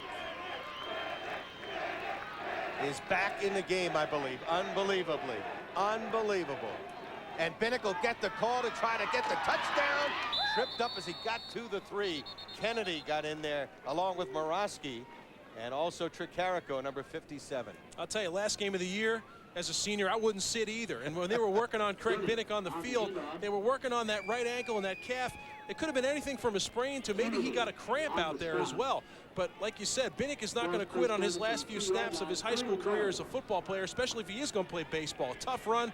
Again, he takes another big hit by Pat Kennedy, but there's not much quit in number 3 for Chaminade. Clock ticking, under a minute to go in this third quarter. 3rd and goal. Devine checking things over, calm and cool. Binnick and Ancona, the running backs. Devine will keep and get into the end zone for his 3rd touchdown of the night. And the emotional Dan Devine, who gets down on himself, is pretty happy right now. Devine's done the job when they've been inside the 5-yard line with his feet. A couple of shaky passes leading up to this, but again, the quick option, he's just about met, but a bad outside angle by Sella. Sella comes a little bit too high in the pursuit, and then Devine's able to slide underneath, as you can see it here. You see Sella come hard there, but he's too wide. He's got to take a flat angle towards the quarterback to make the hit. All you got to do is give Devine a crack. They're going to go for 2 here, it looks like. Obviously trailing by 2. They want to tie it up here. 37 seconds to go. What a gutty effort for Dan Devine and Bill Basil. Says, fine, young man. But new quarterback is Michael Lella, number 15. Lella fumbles the snap. And when you're not playing, that can really hurt you. Oh, my. Bill Basil says we're still down by 2 as we head to a break right now. Late 3rd quarter. We've got a good one on our hands. The Flyers trail the Friars by 2. This Thanksgiving, stuff yourself with a day full of center stage on Yes. We're saying thanks to you with an all-day feast of center stage, where host Michael K talks turkey with today's superstars. It's a center stage Thanksgiving, all day Thanksgiving Day, only on the Yes Network. This year, enough Americans will be diagnosed with cancer to fill Yankee Stadium over 22 times. For every pitch thrown by a Yankee this year, more than 1 New Yorker will die from cancer. The good news is nearly 70% of all cancers can be prevented. That's not a bad winning percentage. Having lost both our brothers and our father, Mickey Mantle, to cancer, we know the pain it can cause. In their honor, we're helping the American Cancer Society encourage everyone to lead a healthier lifestyle. Become a winning statistic. To find out more, call today. You're watching the Yes Network. Kids got it for 3. New York's home for over 200 premier games from the 26-time world champion New York Yankees. Soriano deep to left. Goal! And the Eastern Conference champion New Jersey Nets. Martin rocks the rim. New York's premier sports franchises. Swung on a drill to right field. On New York's premier sports network. Kittle's pull up for 3. Got it! The Yes Network. This one is gone! Your home of champions. Their names echo through history. Now, the Yes Network brings you their stories with Yankeeography. True stories of true legends. Go inside the pinstripes on Yankeeography. Only on Yes, the home of champions. Well, hey, sports fans, get all the latest New York sports news from the YesNetwork.com. Log on tonight and check out Yes Network's online extensive Nets Week in review. For more scores, information, and to get Yes gear, log on to YesNetwork.com. And if you're logging on to our football game, you got a great one here. It's a heck of a game. Now, the question mark here is Coach Basil inserts a quarterback who hasn't seen a lot of time, not gotten a lot of snaps today, and probably is a little bit cold. Coach and his other quarterback, Dan Devine, in disbelief on that fumble. Mazza will return this one. Mazza turns it to the outside. Mazza still going, chased down the sideline, and will be finally driven out of bounds by Dominic Claro. Well, they gambled again, went to the short guy, didn't want to risk the long return, and earlier he almost broke one. Mazza, this time he does. That's right, and what you do in that case as the kicking team is, yeah, you keep the football away from the best offensive player on the other team, but what you do is you don't allow your coverage team to get all the way down the field into position. A couple of good blocks there, Spring Mazza, and he's got some pretty good speed in the open field, breaks another tackle, and Chaminade should be pretty happy that Claro is there to track him down to make the play. Another big play for the St. Anthony's team. Steve Mazza Jr. waiting in the wings. They say he's another Matt Hahn in the making. This is the real Matt Hahn. He breaks one tackle, breaks another, but nowhere to go, and he's swarmed under. It'll be a loss of about 4 in the play, to the delight of the Chaminade fans on the far side. And there's a late flag in there, Barry, which I think is going to be after the whistle. Again, an unsportsmanlike conduct penalty. There's a lot of scrapping going on. The entire Chaminade defense, I think, tackled Matt Hahn on that play. Hahn's had a tough sledding so far today. He's not finding a lot of places to run. Well, Matt Hahn came in averaging 130 yards a game, and so far today has had limited running opportunities. Only usually carries the ball about 11 or 12 times a game, but gets 10 yards every time he carries the ball. There's the call. And the penalty goes against St. Anthony's. And it's a big one. Personal foul. So personal fouls as a head football coach are tough to swallow, because in a football game there's going to be penalties. There'll be holding, there'll be offsides. It's part of the game. But personal fouls are mental mistakes, and that's the most important thing. I think Coach Reichert right now is talking to the officials saying, hey, there was a scrum after that play. How are you going to throw the flag on my guy when some of the Chaminade guys were involved as well? But as you know, Barry, they always see the guy that retaliates in those situations. But personal fouls are mental mistakes that you have to avoid. Richie Reichert's club taking a big penalty. That's the end of the third quarter. When we come back, they'll face a 2nd and 27. The Catholic High School Championship game coming down to a 2-point game. The Home of Champions presents Yes Network Magazine, your all-access pass to everything sports. With a look inside the private lives of today's biggest superstars. Welcome to my home, my house. The Osborns have nothing over us. Plus, compelling features that explore the area's unique sporting life. It'll be interesting, I'll tell you that much. It's your best source for New York area sports. Yes Network Magazine, only on Yes, the Home of Champions. You recording this? Oh, God, yeah. Young, who got some good minutes in the first half, hits the jumper. Tiffany Young, a junior from Hillsboro, Alabama, has 4. Young, 17-footer, got it. And Tiffany Young with a sensational performance.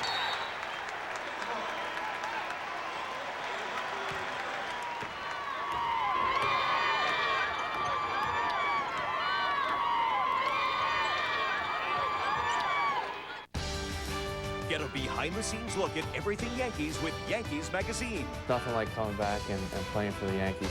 The official weekly magazine of the 26-time world champion Bronx Bombers, hosted by Fred Hickman. You know, when you think New York Yankees, you think tradition. Yankees Magazine gives you all the latest news, highlights, and player profiles. Plus, access to the most celebrated team in sports that you won't find anywhere else. Yankees Magazine, only on Yes, the Home of Champions. Wednesday night on Yes, the New Jersey Nets head to Phoenix to take on the Suns. League coverage begins at 8:30 with Charlie Steiner and the Nets pregame. Then join Ian Eagle and Kelly Tripucka for all the Nets action starting at 9. The NBA's best this season. It's nothing but Nets Wednesday starting at 8:30 only on Yes. Barry Landers along with Tim Pernetti. 3rd down and let's call it a huge 22. For the Friars, they lead by 2. Conlon back to throw with time. Looking wide open, Sayers close to a 1st down, fighting for the extra yards, but he's short by about a couple of yards, Tim. And a good job by Sayers, too, because, again, when he caught that big play pass in the first half, he motioned out of the backfield. Same thing here. He comes down the field, down the middle in a square in, right into your living room, makes a great catch. That's a perfect throw, again, by Conlon. And then he tries to make a move. He slips a little bit there on the cutback trying to get the 1st down. Good job by Chaminade holding him up for the stop. 4th down and 3. Biggest play so far of this football game. Alex Conlon has Hahn behind him. Send a man in motion on the option. Conlon has the 1st down and more. Conlon into the end zone. A 16-yard touchdown run. And St. Anthony's opens up a 27-19 lead. Conlon has been responsible for every big offensive play that St. Anthony's is making today. And no exception on this one. He runs that option again, but he keeps that head up and he's smart. He sees a crack and boom, he's gone. He gets up the field. And another bad pursuit angle there by the Chaminade defense gives Conlon a crack to get into the end zone. When he gets into the open field, his speed takes him all the way. Chris Copeland to try a very important extra point here. It is up, and the extra point is perfect. He's 4 for 4, and the Friars have a 10-point lead. We'll be back Alex Conlon has put an exclamation point on this game so far.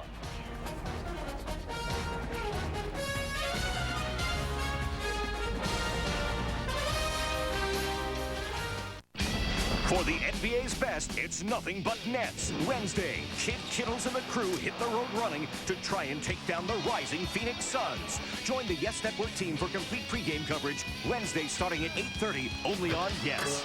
Rough night's sleep? No big deal? Look again. This X-ray shows no support for your neck and spine when you toss and turn on an ordinary pillow. Introducing the Contour Cloud for incredible support and comfort. See the same person on the Contour Cloud? Neck and spine are straight and supported. That's because of its 4 exclusive therapeutic features. First, patented soft touch memory layer molds to fit your head, neck, even your ear for unparalleled softness and comfort.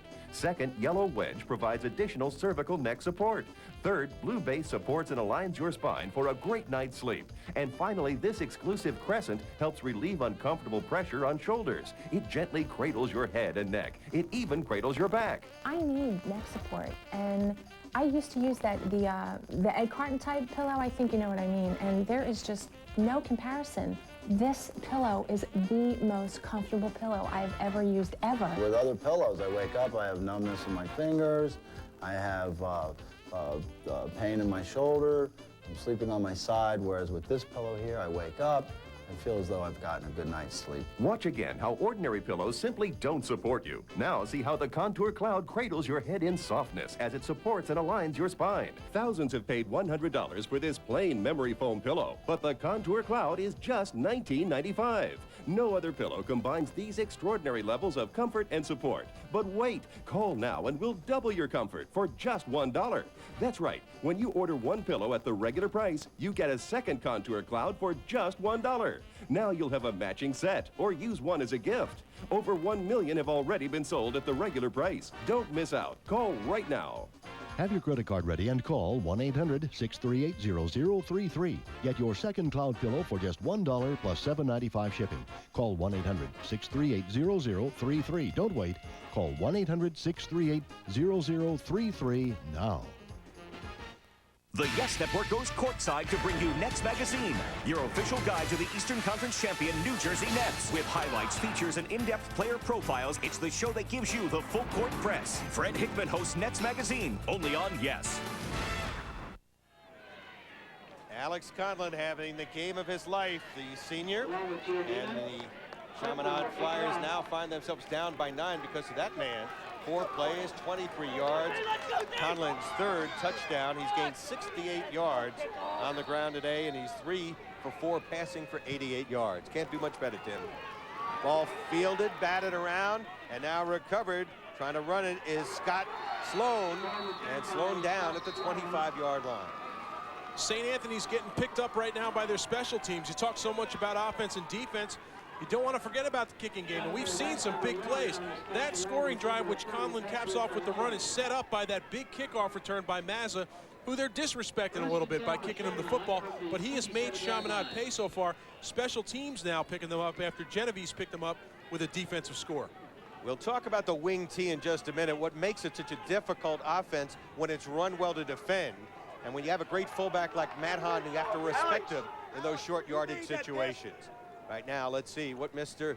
Devine can do. A little fake action here. This is Giardina. He's got blocking from Devine, but it runs out, and he swarmed under Ryan Morosky, one of the first guys to hit him, along with Charlie Kyneth, who came up from the secondary. And that play took a long time to develop, and what Chaminade's doing is the same thing that St. Anthony's is doing. They're trying to get the defense to key on their top guy, Binnick, but it doesn't work on that play. Good discipline by St. Anthony's. The play takes a long time to develop. Binnick with the handoff. Giardina's running a long way to pick up no yards. But see how many guys on the St. Anthony's defense were not fooled. That's discipline on defense. When you're Giardina, this is not good. You got nowhere to go. There's a sideline. There's a lot of black jerseys. 2nd down and 16, a loss of 6. Devine rolling. He's a left-handed quarterback. He's in deep trouble. Timmy Sella wrestles him down at the 15-yard line. It's a loss of 6. Timmy Sella makes up for taking a bad angle on Devine the last time around when he scored with a big play. And Devine is rolling out, looking for his favorite target, number 7, Ryan Clark. Clark hesitates on his route, and then he changes his route and doesn't really give Devine anywhere to go. He's not fooled, number 55 Sella, by the play action fake, and he makes a great effort latching on to Devine and then taking him down. But that's a coverage sack. Devine's got nowhere to go down the field with the ball, and the defense eventually is going to catch up to the quarterback. Once again, Alex Fletcher, who normally only plays on offense in this key situation, is in defensively. Big number 71. You can't miss that 295-pounder in the middle of the defense. Third down. Devine with time throwing. It's complete, still way shy of a first down. Clark will get it out to the 30, but he needed to get it to the 37. And he catches it well short of that first down, like you said. Haven't heard much from him in the second half. He makes that catch there, but that's important for the St. Anthony's defense, because now what they do is something they haven't done today. They get Chaminade off the field after 3 plays, not another one of those long drives that chews up clock. They're in control of the game, and again, special teams plays. Number 32 is back to return this punt. Matt Hahn deep to return the punt. Hasn't had his hands on the ball very often today. St. Anthony's proving they can win without Matt Hahn having a big game. That's how many weapons they have. Hahn wisely will let this one bounce. No reason to take a gamble there, Tim. Absolutely. A turnover with an 11-point lead is the last thing you want right now. Time out of the field. Matt Hahn, and the Friars lead it. We'll return in just a moment.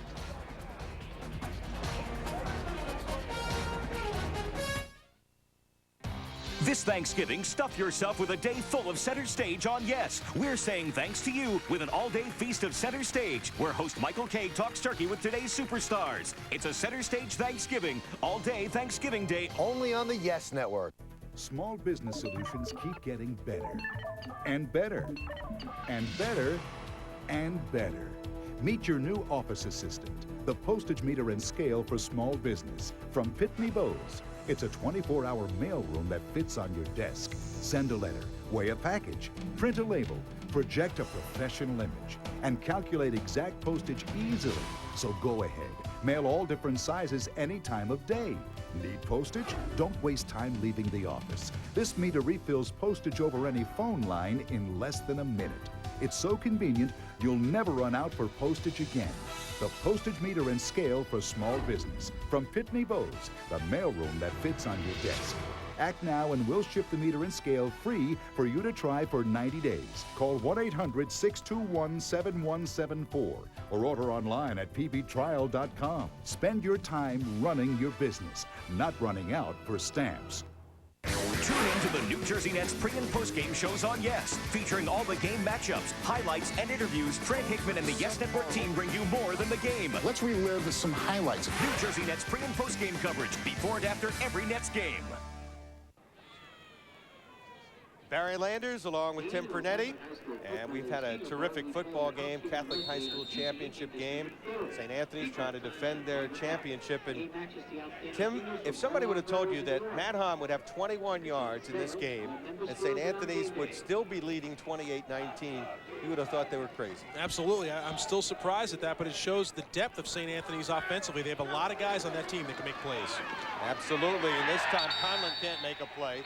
Right now, the Chaminade defense has to force a turnover. They need to change the momentum in this game. Yeah, they need a quick change of possession or that turnover. If they can get a 3-and-out and get that football back in their offense's hands right away, that's the most important thing. Turnover obviously is ideal because of the field position. You're pretty deep in St. Anthony's territory. Julian Watts comes out of the game. Brian Burke will bring a play in from the sideline as he checks in with Fred Gallagher, the offensive coordinator. Second down, and let's call it 12. This is SAHS trying to cut it back. There is a flag on the play as he crossed the 30 to the 32-yard line, driven down by Rob Fioravanti. And that should be a penalty marked off by Pat Wren, who's been pretty busy with the handkerchiefs today. Yeah, they have, and that's not going to make either coach happy, because you think in a game like this with two top teams, they're disciplined teams, but there have been a lot of penalties that have really pushed both teams back when they've had the football. Looking at Richie Reichert, listen to this record. The last 10 years, 91 wins, just 15 losses. That's how dominant they've been. We talked about being in the championship 9 of the last 10 years, 5 in a row. the St. Anthony's program has been outstanding. It really has, and he's been impressive in a 30-12 record in his last 3 years and 4 championships. The guy's done an outstanding job, and they have an incredible turnout for their football team. They have great athletes, and like you said, they're able to play 11 unique starters on offense and defense. That's a luxury a lot of high schools in the country don't have. High school located in South Huntington, out in Suffolk County on Long Island. Conlon with time, looking downfield deep for Watts. Watts is out there, makes a great catch, falling back at the 37-yard line. He had gotten behind Matthew Vella, and Conlon laid it up there. Great concentration by Watts to come up with the ball. And Watts with a huge play, and again, the guy that dictates that big play is number 18 for the St. Anthony's Friars. Another perfect pass by Conlon, who takes a hit as he throws it, and a great effort by Watts to turn around and adjust to that ball, which got altered in the air a little bit by that hit on Conlon in the backfield. But again, Conlon with another big play with his offense, he's really led the team very well. 43-yard pass play. First down and 10 at the 38 on the option. Keeping Conlon, and he will try to drive forward for a couple of tough yards. They blow the play deep as Conlon is tough to bring down. John Ewan and Rob Fioravante combining make the stop. But it's been the senior leading the way, Alex Conlon, today. And again, shows you what we talked about, how explosive this team, how many weapons they have. You've stopped Matt Hahn from hurting you. And it's been Alex Conlon who's done the job with his arm and his legs. As a senior quarterback, you'd expect that. Today, he's doing a great job. 130 yards in the air on those 4 completions, those 2 rushing touchdowns. The wing T will lull you to sleep on the pass. You're so focused on the run on 3 backs that you fall asleep in the secondary. St. Anthony's is taking advantage of that today. Conlon on second, Sensei is in motion. This is Hahn. And Hahn trying to get away, held by Dominic Claro and Rob Fioravante. But more importantly, the clock ticks 5 minutes and 43 seconds and ticking. And St. Anthony's Friars, who have not been tested often this year, certainly were tested here today. The only other game they had a tough game was Holy Trinity, was 7-3 at halftime. And they woke up in the second half, but this is a very strong second half team, Tim. They really are, and that's the sign of a championship program, because in the first half of playoff games, a lot of things will happen. If you're a team that can overcome things like that and finish games in the second half, that'll win you a lot of championships. Conlon trying to keep the drive alive, will go to the air looking, and he throws it complete to Watts. Watts takes a good hit, but has a first down at the 22-yard line. It's a gain of 12. John Ewan on the tackle. And Watts was sort of quiet up until now. He makes the big catch a couple plays earlier. Now he makes this catch in traffic, and I hate to keep saying this and sounding redundant, but Conlon's really thrown some balls on the money today. He hasn't thrown a lot of them, but you see now that he's 5 for 6, he's got to be throwing the ball on the money, and he does again on that play to Watts to move the ball for the first down. 3 receptions for 69 yards for Julian Watts, and will be a big-time receiver. A lot of colleges interested in him. He's 6'3". He's got great size, 4'7" speed, great hands. Here's Hahn. Hahn fighting for extra yardage. Look at the leg drive again of the 215-pound Hahn as he gets it to the 15-yard line before he's finally pulled down. Wasn't a lot happening in that pile. A lot of guys latched on to everything else, but if you look towards the grass on the bottom of that pile, you see 2 feet just chopping away, trying to get some more yards. Hahn with a tough inside run. He doesn't have, again, much room to run. He takes on a hit pretty quickly, but look at the feet. They never stop. He just chops. He gets spun around. He keeps moving his body forward, trying to pick up more yards. He hasn't had a great day by his standards, but at times he's had some pretty tough runs. Picked up a first down, so the clock continues to run. Viscos, who's in the game for a rare carry, fumbles, but on this AstroTurf field, you get good bounces, and it bounced right up into his hand. Yeah, lucky for him, too, and we haven't seen a lot of plays like that that change the tone of the game. A turnover at this point would be the worst thing that could happen for St. Anthony's now that they're dictating the pace. Chaminade will call a timeout after this play. We'll step out. Chaminade trailing St. Anthony's. 3:46 to go. Richie Reichert looking for another title.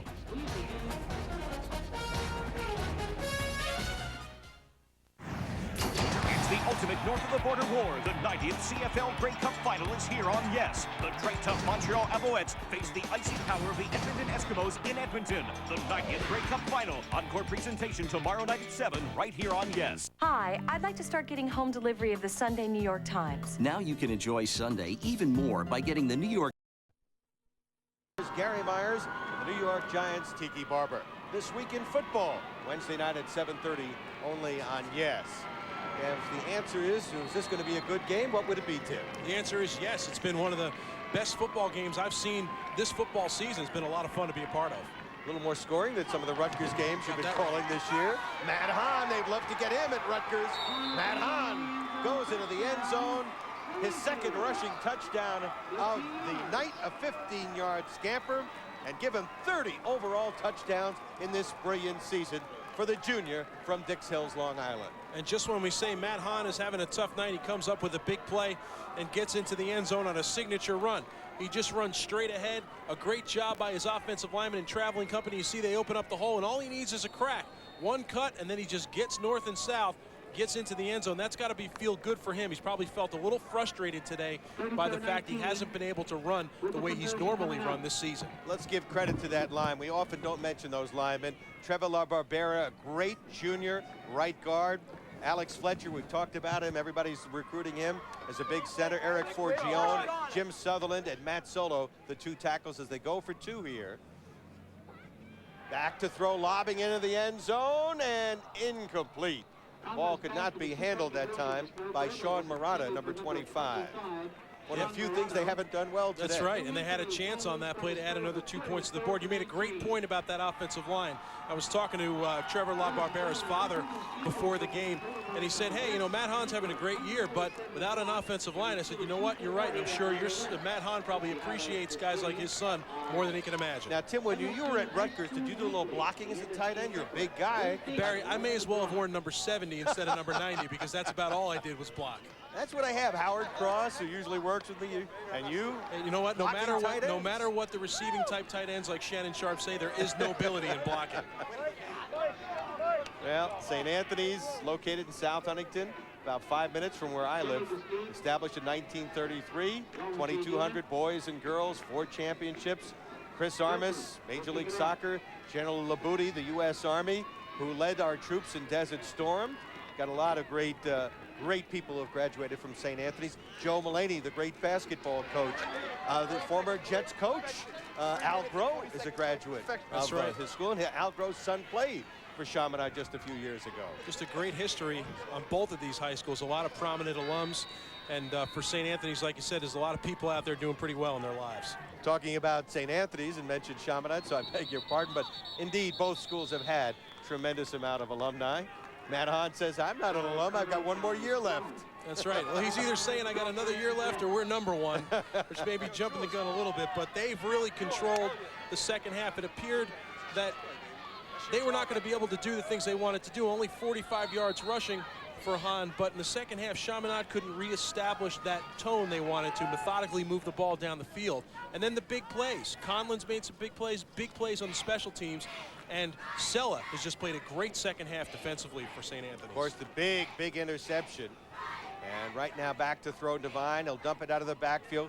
Complete to Binnick. He makes a guy miss. Fun to watch, Craig Binnick. And unfortunately, he'll be going on, graduating this year, but maybe a baseball player in the future. But he's a fine football player, Tim. He plays a lot of programs throughout the country. He's a fine athlete, too, and he makes this catch on the screen. And watch the athletic ability here. Whoop, little spin move, makes a guy miss and gets up the field. And he's hurt in there, make no mistake about it. Back to live action. Nice catch by Clark, chased by Genovese. And still going, finally, Moravsky gets a little help to help bring him down. And Genovese stayed with him and finally brought him down. But that's more what I think we needed to see today. Ryan Clark in the open field, a kid who's caught 35, 36 catches this year, good for almost 700 yards after tonight. Yeah, and their quarterback, Devine, throws 12 touchdowns on the season. He throws 10 of them to Clark, and I think you're right. He was somebody who's sort of getting in the game late here that didn't use much earlier. Looking to throw, dumps it off, up the middle. This is Andre, the tight end, and we've seen both Andre and Clark be fine receivers. Andre also a senior. His father is Lou Andre, the football coach at Lawrence High School, who played today in the Nassau County Championships. Unfortunately lost, so it's a bad day for the Andres. And they'll complete it to Binnick. And Binnick run out of bounds, but shoves Pete Trombino over there. A little frustration, but I'll tell you, you play your heart out. And Tim, you know it from your high school and college days. A lot of emotion out there in the field. Yeah, absolutely. And in 1989, for Ramapo High School, I played in the state championship game against Wayne Valley, and we came up short. And there's not a more disappointing feeling in the world. But at the same time, you can't have any quit in you. And I think that's a sign of not only a talented team, but a well-coached football team. I think Bill Basil does a good job with the discipline of these guys. They certainly understand what they have to do. Here again, rolling to the near side, looking Devine. He'll tuck it under, and Devine will be pushed out of bounds, stopping the clock. Timmy Sella pushed him out. You know, watching two great Catholic high school teams here today, but I know you know the Jersey scene. We're going to be over in Jersey in 2 weeks for the state Catholic championships. The matchup already set on the big school level. Don Bosco Prep against their arch rivals Bergen Catholic, a rematch of a great game earlier this year. And to quote you, that's going to be a dandy right there, because Don Bosco, they've really turned their program around the last few years under Coach Greg Toll, who sent one son on to Boston College. He's got another son in his system playing right now. They've done a great job. And Bergen Catholic, they've just been winning for years. So the rubber meets the road in that game. That should be a fun one to call. And I see your alma mater won. Ramapo's going to be playing, I think, Wayne Hills again. Yep, that football factory in Franklin Lakes. Here's Binnick looking for the end zone. And fittingly, after such a tough night, he will get the end zone. Now, still, folks, there's time left in this game. It's 2 minutes, 27 seconds to go, and they're down by 9 here. They've got to go for 2 here. And if they go for 2, if they're successful here, all of a sudden it's a 7-point football game. Binnick sees the hole there, and he just cuts and gets up the field, and he's met by 4 defenders for St. Anthony's, but it doesn't stop him from getting himself into the end zone. Andrew Dolan finally brought him down. They're going for 2, as we indicated they would.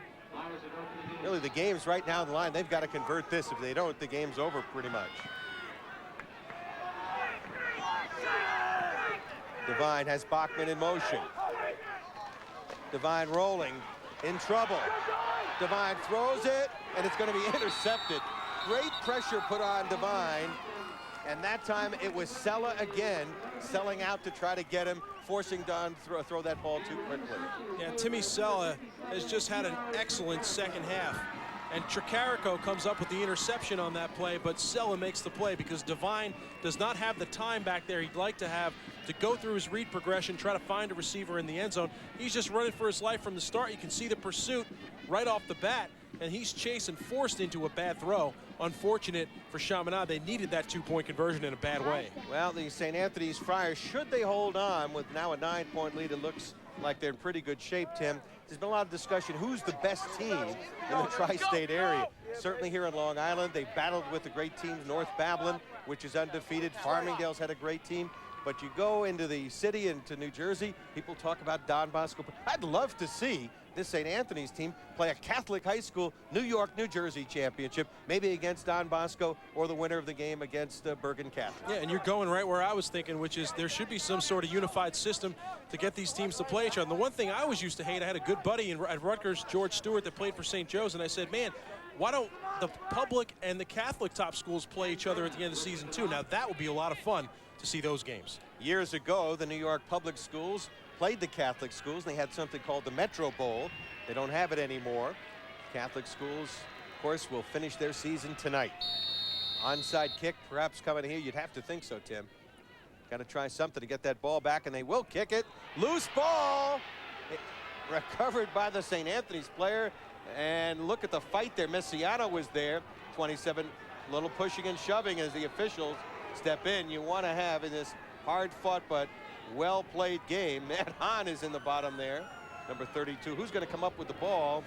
And let's get the number. It looks like it's, was it 50? Tough to pick up. They're discussing things right now, the officials. Richie Reichert right in the middle of things with Pat Red. Yeah, Coach Reichert's complaining about that scuffle that took place after the play because he knows it looked like Julian Watts was also on the bottom of that pile. I think he had his hands team out on the field in preparation for that onside kick, but that scuffle he wasn't too happy with because once St. Anthony's recovered, Chaminade got into that pile, tried to pull the ball out. It's the beauty of those piles.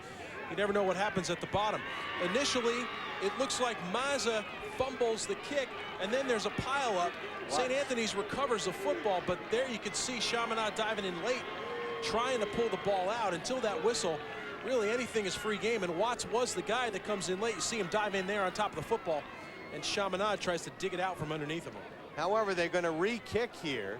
Well, I moved it up to the 40, so obviously it's a 5-yard penalty here. Offsides against St. Anthony's may be the call here. Unofficially, we do not know for sure. And you can't touch that football within that 10-yard area. It's got to go 10 yards before anybody gets their hands on it. Get an offside. They've got the hands team up, all receivers. Now they kind of a little bit of a fake. You go to the right side. Watts had it bounce around off of him. And Chaminade has come up with the ball. Now on this turf, you're going to get bounces here. Maybe you can talk about that. Sure, and it's all in the surface and the way the kicker tees up the football. They'll tee it up differently on an onside kick, and instead of kicking the bottom of the ball, Barry, they're going to kick the top of the ball and try to get it to go end over end and eventually kick up and try to get a hop, and it's very, very difficult to handle. And it looks like Diagnos on that play comes in and makes the play for Chaminade. You see it bounce up, and then it's just loose, and there's a pile up. And you can see number 30 comes in for Chaminade, makes the recovery. Back to the live action. And Binnick picks up good yardage there. No gain, I beg your pardon. So we had gone quickly now out of the shotgun with time becoming a factor. Devine looking, throwing it complete. This is Andre. Andre looking for the first down, stopped at the 40. It'll be 3rd and short. They're under 2 minutes to go. No time to waste here. Devine's got to get the 2-minute drill going. He's got to get guys back to the line of scrimmage. And you can see one guy who's tired and beat up is number 3, Binnick, who's walking back to the line of scrimmage. Everybody's got to hustle to make this drill work. Devine looking, rolling, can't find Clark. Throws up the middle again. Tight end has the first down. Andre, that'll stop the clock, Tim, at the 32-yard line as they move the chains. I've been impressed with Andre so far today. He was sort of very visible early in the game, not so much in the second quarter, but in the second half, he's made a couple catches. See Devine, they sprint him out a lot to buy him those extra couple seconds. Nice catch by Andre, breaks the tackle, and he must have heard me in the first half because he is getting north and south now after those catches. 5th catch for Andre. Looking for the sideline. Fine catch by Giordana at the 20. That's good for another first down. A 12-yard gain. That'll stop the clock momentarily. 1:18 to go now. Chaminade will call a timeout right here. No quit in Dan Devine. He's played a terrific game. Unfortunately, the one interception that he threw may turn out to be the biggest play in this game. Yeah, that did cost him because prior to that, like Conlon, he'd been throwing the football very, very well. And after that interception by Genovese, which he takes back for the touchdown, that really changed the tone of the game. St. Anthony's was able to do some things offensively and in special teams to really reset the pace that Chaminade had set so effectively in the first half. That last pass play, I'll tell you, Devine makes another nice throw, and Giardina is going to take a lick, and he takes it but hangs on to the football, being the most important thing. That's a pretty big hit there that he takes by Trombino in the secondary. It's a great game because each team is continuing to fight. It's been a physical game, and I would think that every one of these guys, when they wake up tomorrow, are probably going to be a little sore. I think both these schools probably should have a holiday tomorrow. Let these guys recuperate physically. Thanksgiving's still 4 days away. They could use it tomorrow. Well, Chaminade's Bill Basil, 30 years at the school. Located in Mineola, New York, 1930, 72 years old. All boys, 1,600, 11 championships. Former alumni, as we mentioned, Al Groh, Gene Larkin, former Columbia University, outstanding baseball player, and later played with the Minnesota Twins.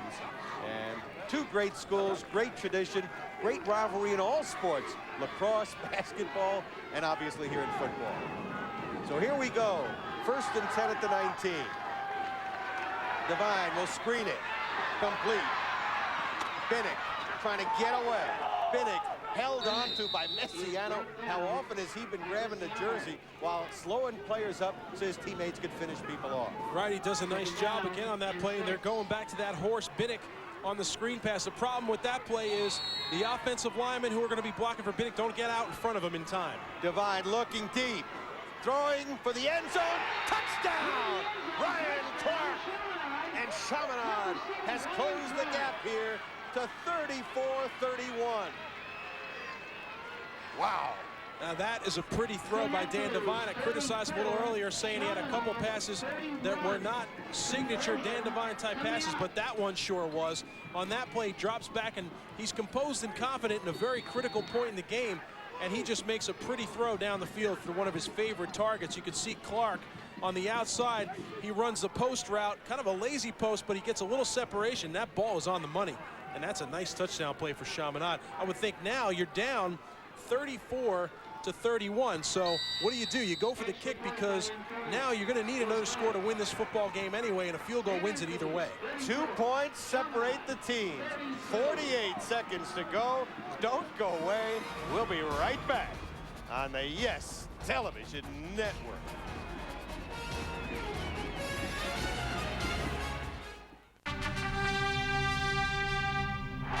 Swung on and popped up again off third. Hayes has room. Hayes makes the catch. Yankees win. The Yankees win. Your desktop PC stays with your desk, but this compact notebook goes where you go. Call now and upgrade to a compact Presario 1516 US notebook for only $12.99 and make your PC as portable as your thoughts. The 30-gig hard drive and DVD drive CD burner give you desktop performance without the desk. Order now and get a $100 mail-in rebate. When it really matters, choose compact and the Intel Pentium 4 processor. Last season, the New Jersey Nets won the Eastern Conference Championship, and that was only the beginning. Catch and slam. This fall, the Nets make their run at the NBA title right here on Yes. Rocks the win. Nothing but action, nothing but excitement, nothing but the biggest, the boldest, the brightest stars. Jason Kidd on fire. That is gorgeous. For the NBA's best this season, it's nothing but Nets. Oh, this place is exploding. Only on Yes, the home of champions. What's It Worth? The show that lets you in on the hidden value of sports memorabilia. Host Andrea Joyce and a team of experts hear the exciting stories behind prized sports memorabilia and answer the question, what's it worth? Only on Yes.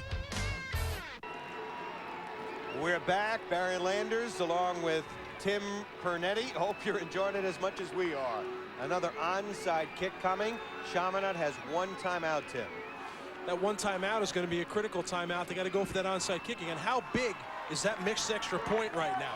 That missed extra point forced Chaminade to go for 2 earlier, and this game could be tied, but now the onside kick will be the key play of the game. And Kona kicking, bounces right into Mazza's hands, and that could be the coup de grace unless they could force a turnover with just 48 seconds to go. So ironically, Mazza, who made 2 big plays on kickoff returns, had the hands there, and he gets saluted by his teammates. And he's pretty excited, and people will say, what a great return after they kick short to him. I'll tell you, that's going to be the biggest play that Mazza made today. Prior on the onside kick that called back, he bobbled the ball. This one, he gets a fortunate hop up in the air, hits him in the chest. He's able to secure it and then go down to the ground. A couple of the Chaminade guys trying to dig it out still in desperation, trying to hang on to a chance to win this game. Well, these 2 teams have had some great games over the years. None better than this one. And that could be the next to last play. They will call a timeout here. You know, Tim, back in '94, when St. Anthony was in the midst of an incredible run, winning 3 straight championships, they beat Chaminade 21-18. The next year, they beat St. Francis Prep and the great coach Vince O'Connor, who's been there for over 50 years. They had a run of 3 straight championships. Now, they're just seconds away from making it 21 in a row and 2 straight championships. And it's a great accomplishment for this coach, Rich Reichert, because, like you said, he's so committed to what they do in their philosophy. He said that prior to the game, he was saying how the guys on his team, he's very impressed with discipline overall, but that discipline trickles down from the top. The head coach will dictate that, and you either get guys to buy into your system or you don't. And the guys that don't buy in, you really won't see on the field, but he's got a lot of guys that do buy in. You can see the disappointment there for Chaminade. They played one heck of a football game today. It's a shame a missed extra point really was a key play that's going to deny them a championship. Well, they played their hearts out. And congratulations to St. Anthony's, Brother Shane Burke, their outstanding principal, Athletic Director Don Buckley, Richie Riker, George McLaren, Luke Barbiere, Fred Gallagher, Larry Brosler, the rest of that terrific coaching staff. And on the other side, congratulations to Chaminade, President James Williams, Principal Joseph Belizzi, AD Don Scarola, who's the head of the Catholic High School Football League, and what a beautiful event they've conducted here today. It's been great, you know, and I do some college games during the year, but this atmosphere has really been a treat because this high school game is a huge game in this part of the country, and the matchup didn't disappoint. A 2-point win, what it looks like for St. Anthony's right now, a hard-fought game that had a lot of big plays, but St. Anthony's made the big plays when they needed to. And again, to Bill Basil and his staff, kudos. Jack Moran, Kevin Perante, Bobby Nelson, the defensive coordinator, Chris Lynch, and Joe Horan. And now Richie Riker talking to Pat Wren here as the picture tells 1,000 words right there. Disappointment, Craig Binnick. What a heart of a lion this kid showed today.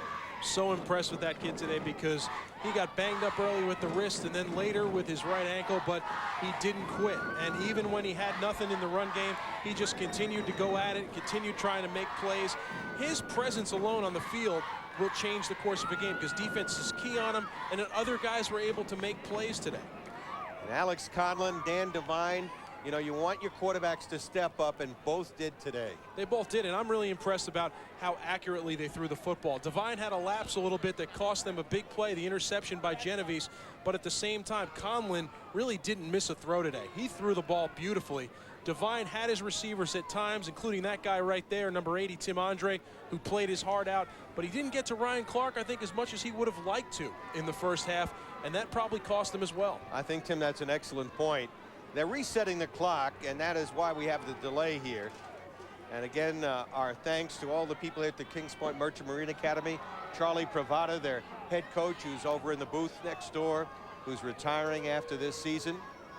And did such a great job, got his team into the playoffs. And here on Long Island, we had some great teams. CW Post went undefeated in Division II, lost in a playoff game out in Michigan yesterday. And of course, Stony Brook University's had a great season as well. So football here on Long Island, alive and well, Tim Pernetti. Absolutely, and then I'll tell you, I'll be back for sure. This has been a treat, this game, and it's been a treat, especially being from New Jersey, to see all the talent that Long Island high school football has to offer. And this game, like I said, didn't disappoint. It was a privilege to call it, and it really was a very hard-fought, competitive football game. Richie Reichert with the clock ticking down. They don't have to run a play here. They don't want to risk it. So he calls him back. They may get called for delay of game here. I'm not sure. Hadn't kept time. Yep. And now the flag is thrown by Pat Wren. He says, this, I hope, will be the last time I'm pulling that hanky. It's sort of like watching college basketball on TV. You know, the game can take about an hour and 10 minutes, but that last 2 minutes can take you about an hour and a half. So I'm sure both teams right now, Chaminade would like to have a few more minutes, but the coach getting dunked right there, and he deserves it. It's one heck of a year for Rich Reichert and another championship to put on his shelf. Taking a knee is Alex Conlon, and the Friars of St. Anthony's are champs again.